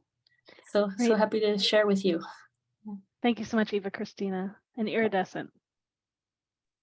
Hello, everyone. Thank you all again for being here today. I'm Iridescent with Iridescent Tarot. It's hard to hear you. Oh, See, maybe get a little closer. Yeah. is this better? Yeah, that is. Okay, I can get my headphones. My microphone does this sometimes, so just let me know. Anyways, I'm an intuitive psychic and a quantum practitioner. So I work a lot with the tarot and various energy modalities, the angelic rays and the angels in particular. And on a practical level, I usually guide people in a guided meditation to see where in the body energy is being stored, and also just working through navigating your interpersonal relationships with your inner child, all the different versions and ages of yourselves, and working through trauma specifically. 2, tap deeper into your intuition, understand also your own unique spiritual language, how you receive messages from the divine, all to help you embody deeper levels of confidence and perpetual joy and love, which is our natural state of being. So to learn more about me, my story, and what I offer, you can learn more on my website at iridescenttarot.com. I am offering 20% off of all of my services for being here today and supporting us with the coupon code CLAN, spelled CLANN. And yeah, this was such a beautiful, potent conversation we had today, and I'm really grateful for everyone who showed up, held space, asked questions, and just hung out with us. So thank you, and I look forward to the next one. Thanks, Iridescent and DoveLight. I'm just very grateful and honored to be here. I learned so much, and I feel like you bring such a valuable wisdom, and not only by books, but through experience. So thank you, everybody, for being so open to share that. I am DoveLight. You can find me at DoveLightOracle.com. And yeah, I'm okay with that. I'm completed. Again, yes. Oh, that's great. Go ahead. I think I forgot to put a special, but I guess you guys can, whoever, let me see. Do you have one? Do you want to add one now? It's fine. Okay, let me add one now. I'm going to post a link here. You can come absolutely for free to my shamanic circle on Sunday. It's at 12 p.m. Eastern time. Just with this link, you can create an account and come for free. We're going to touch about the topic of romance, allowing romance. It's going to be a healing meditation, a heartfelt talk. So you can check that out. Thank you. Okay, great. I'm putting it in the chat with all your info again right there. And I'm Laureli Shimayo. I'm an intuitive eye reader, body psychology coach, and matchmaker. Read your eyes, read your soul, answer questions about your soul path and lessons, and read your body and help you get more aware of your own body responses and information and signals, and utilize your body as a way to shift when you get stuck, to help you move through lessons and expand and open wherever you feel blocked. You can find out more about me at laurelishimayo.com, Laurelishimayo.com. And I run all of the MeWe Fairs events, MEWEFAIRS.com. We've got tons going on. We've got spiritual dating and relating coming up on Monday. And lots of other events. We'll be in Eugene, Oregon this weekend, and we'll be in Bellevue the following weekend. So back in Seattle. Thanks so much for being here tonight, everyone. It's been great being together. Practitioner information is all in the chat. If you want to connect with any of the practitioners afterwards and you can't find their info, reach out to me and I will get you in touch with them. Well, thanks everyone for being here and doing this all together. Thanks for the great question, Daniel, and rich conversation, everyone.